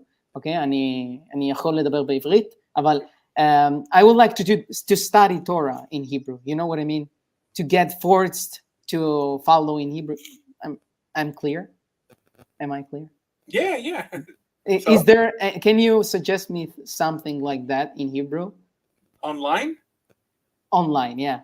Because you said that there is almost everything. No, there is. I mean, I just don't like go to sites like that, but I'm sure there's tons of them. I mean, even in yutorah.org, there's all Hebrew sites, but I don't know in particular like what famous. I don't know the famous like Israeli rabbis. I mean, apart from like Armon Yitzhak or people who are like known for being outlandish a little bit. I don't know that world. I just don't like. I'm in the Baal Tshuva camp of who's famous and who's not famous. So, but it's on there. I mean, everything's online, and I don't know. I mean, fine. I guess Yeshivat Kotel. I mean, that's one that I'm familiar with, and they have a website with tons of like Israeli shiurim. I don't know. In terms of that teach like we do, who's this guy? There's a guy in Kiryat Ono that he's part of the Dor Daim. What's his name? I don't know. I mean, ask Rabbi David Barchaim. He's probably the most connected, like in Israel. By the way, I've interviewed all those people, like except like Rabbi Yonatan Alevi. But I spoke to him on the phone, and then he told me that he doesn't want to like have me interview him because I mean he gets enough hate like it is, and this will bring more controversy. Also, you have a lot of haters that follow you. Really, yeah. Okay, we don't care about Kabbalah. Okay, I'm pretty ignorant about it because you know, by growing up, the thing that everyone hated me for was that I'm a kind of person who doesn't want to get in that way spiritual. I'm the one who want to use the brain because I always tell my friends, okay, you want to talk with me? Okay, you can say whatever you want. If it doesn't fit my brain, like if my brain is not able to understand it, it's not good. Not because I'm not able to understand it, but because it's something to, you know, fairy tale kind of thing. Yeah, I don't like that. I don't like that kind of thing. This is the reason why I never went in deep with Kabbalah. Yeah, and I like fairy tales, by the way, but I just don't take fairy tales literally or seriously. No, I love them too. Like Midrashim, I love them. Okay, even Hasidic stories, stuff like that. I go crazy. You couldn't stay one night speaking about. I don't get that crazy, but yeah. No, I go crazy because there are stories that are good for learning some, you know, principles in life and whatever, good stuff. Okay. But the thing is that I love halakha, thinking, understanding life, you know, questioning myself, questioning everything. Okay, so can you explain me about Kabbalah and what is okay with halakha and what that is not okay? I mean, from you are a Rambanist, as far as I understood. Okay. You're saying like to bring up Kabbalistic practices that call themselves halakha, but are not? No, my question is, what of Kabbalah is good and what is not? Can you help me understand where I can study and where I cannot? And where I should not? Okay, so I don't tell people what not to study. I mean, because you could study everything. At least you would know what not to do. The biggest issue I have with Kabbalah, I mean, comes mainly by the Arizal, made popular by Hasidut, and that's over embellishing the importance of simply being Jewish. That this is what makes you. This is what distinguishes you. Just having a Jewish mother. This is why. I mean, even I think in Italy they do the same thing. Chabad will go up to people and ask them, "Are you Jewish? Are you Jewish?" Like they don't care like if you're sincere. They don't care if you're not Jewish, but you want to learn more about Torah. They care about if your mother's Jewish. This is something that has its roots in the Zohar, but it was made popular by the Arizal. I think that's the most destructive thing that has ever crept into Judaism. The idea that we are no longer merit-based, that now we believe that some people are inherently superior to other people on this planet. Inherently. Not because you keep mitzvot, but because you happen to have a Jewish mother. I present it like this to Kabbalists. If you have two babies on a table, two babies, right? I don't know, like 10 days old. Is the Jewish baby, right? I mean, assuming you have a Jewish baby and a non-Jewish baby, is that Jewish baby on a higher level than that non-Jewish baby, or more connected to God than the non-Jewish baby? And they'll say yes. And I'm like, why? Because he's Jewish or she's Jewish. You know, so that idea came from Kabbalah. According to traditional, I don't know, Divrei Sofrim, like what our rabbis and even what the Torah teaches, no. You're distinguished by your actions. If you keep mitzvot, you're special. If you don't keep mitzvot, you're not special. Now, if your mother's Jewish, yes, you're halakhically Jewish, but that just means that if you lived in Eretz Yisrael at the time that there was a Beis Din Gadol and a Sanhedrin, right? I mean, same thing. They would adjudicate you for breaking Shabbat if you had a Jewish mother or you converted to Judaism. That's all it means. It doesn't mean that you're like an Ubermensch, like you're special just because you happen to have a Jewish mother. Right, which makes us look at the world tribally instead of ethically. And this is why people talk so much crap about this. Because it's true. I mean, it's well-deserved. If you believe in Kabbalah and you walk around secretly telling each other how special you are, not because of what you believe in or how you behave, but because of the soul within you, that makes you a bigot. Right? That makes you a bigot, and it changes the reason people would want to remain Jewish. Right? It's just now, it has nothing to do with trying to make the world a better place by keeping mitzvot. The reason you remain Jewish is because eventually all the Gentiles will be your slaves, right? And we'll have the last laugh because they always dislike us just because we're Jewish, not because we're keeping Torah or we're good examples of Israel like modern day. It's because of the Gentiles are jealous of your Jewish soul. This is what they teach. So that's the most destructive. That's the main issue I have with Kabbalah. Sounds like Islam. No, Islam is no. Okay, from this perspective, Islam is superior. Islam believes that if you don't act like a Muslim, think like a Muslim, you're not a Muslim. Okay, unlike what Kabbalists believe, that even an atheist who has a Jewish mother is head and shoulders above any Gentile. Right? It's completely different. Islam is correct in this area. But that stuff can't even be like justified in Torah. Yeah, I know. This is my whole thing. It can't even be justified in the Talmud. It's Kabbalah. So Kabbalah is essentially from the 13th century on. Do you think Islamic societies with Sharia law and how they are, they are ideal and good, and others should be like them? I don't know. I'm really on the fence because I used to say that it's better to be Christian or an ethical Muslim than be an atheist. I'm starting to see that there isn't a huge difference between atheists and Muslims, which is why during the big Pali protests, Antifa, communists, like anarchists, they all align with the Islamic side. I mean, why is that? I mean, it seems that they both share this huge dislike for Western values, essentially Judeo-Christian values. So I don't know. I mean, I'm agnostic on that area right now. Okay. Who's going to let someone up? You're like the hatred against you goes really deep. One of my friends just blocked me because I am on your panel. That's so funny. My gosh. I mean, I hope it was a girl. 'Cause you're No. better without her. You have a special sticker. A stalker? Sticker, like the stickers you put on computers, you know, the kind of stuff. If you have that, you are liable of being blocked. Yeah, it's silly. It's silly. No, by the way, I mean, I think I'm the friendliest Jew online, at least religious, because I never attack people unless someone's attacking other people. I mean, I hate bullies. Hold on one second. Yeah, sorry, I had an alarm on my phone. Like, I hate bullies, but in terms of disagreeing, if I only hung out with people I agreed with fully, I'd have no friends. Yeah, I'm very open-minded. However, that you can't call yourself a religious Jew and not strive to keep Torah. So the problem I have with many people, especially on Israel-Palestine debates, are like left-wingers, atheistical people speaking in behalf of Judaism. Okay, call yourself an Israeli, but don't call yourself, you know, like a representative of the Jewish people. Give over incorrect information. And then when I give over my, I think, I guess we could say Haredi approach on things, they call me the fake Jew. First, I don't call people fake Jews. I mean, by the simple fact that you could be born Jewish.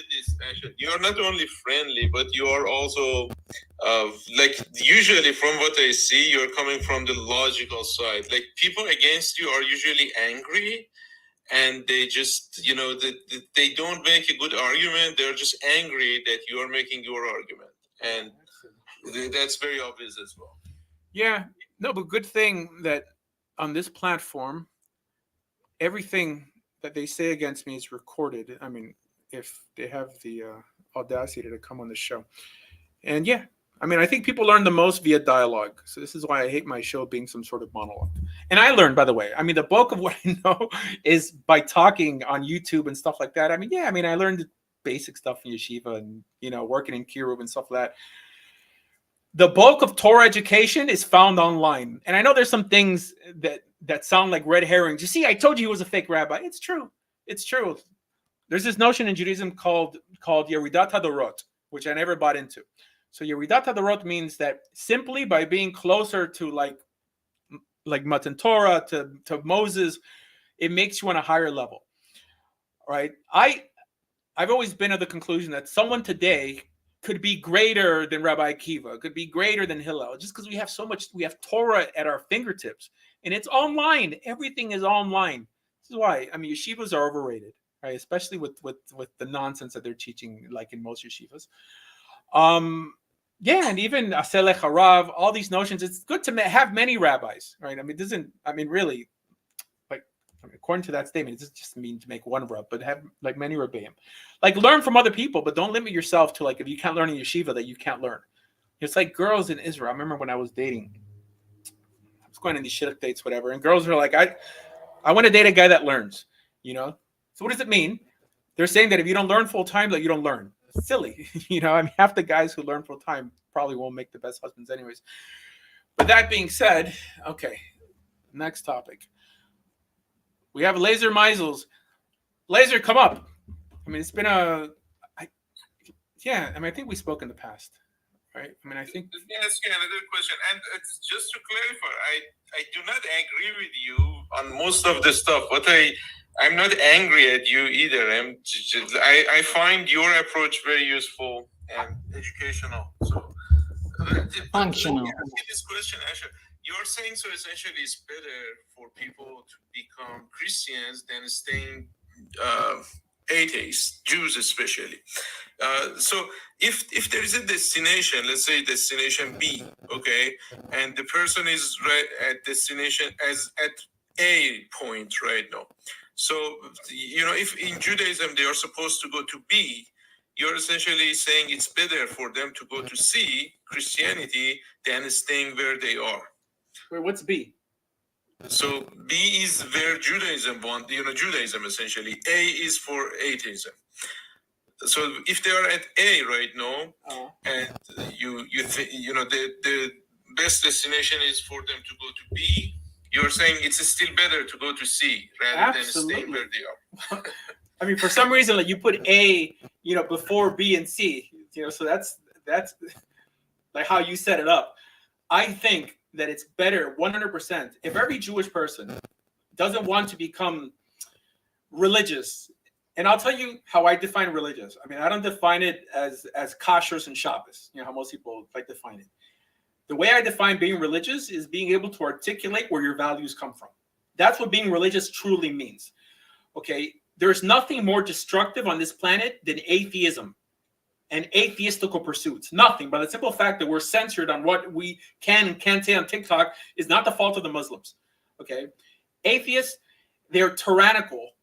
You give a small group of people a little bit of power and they want to take over the world and indoctrinate your kids and force you to get vaccinated. It's the most destructive ideology. I don't know why Jewish people do not see it. The average Jewish person thinks that we have more in common with atheists than we do with Christians. Absolutely not. Okay, it's.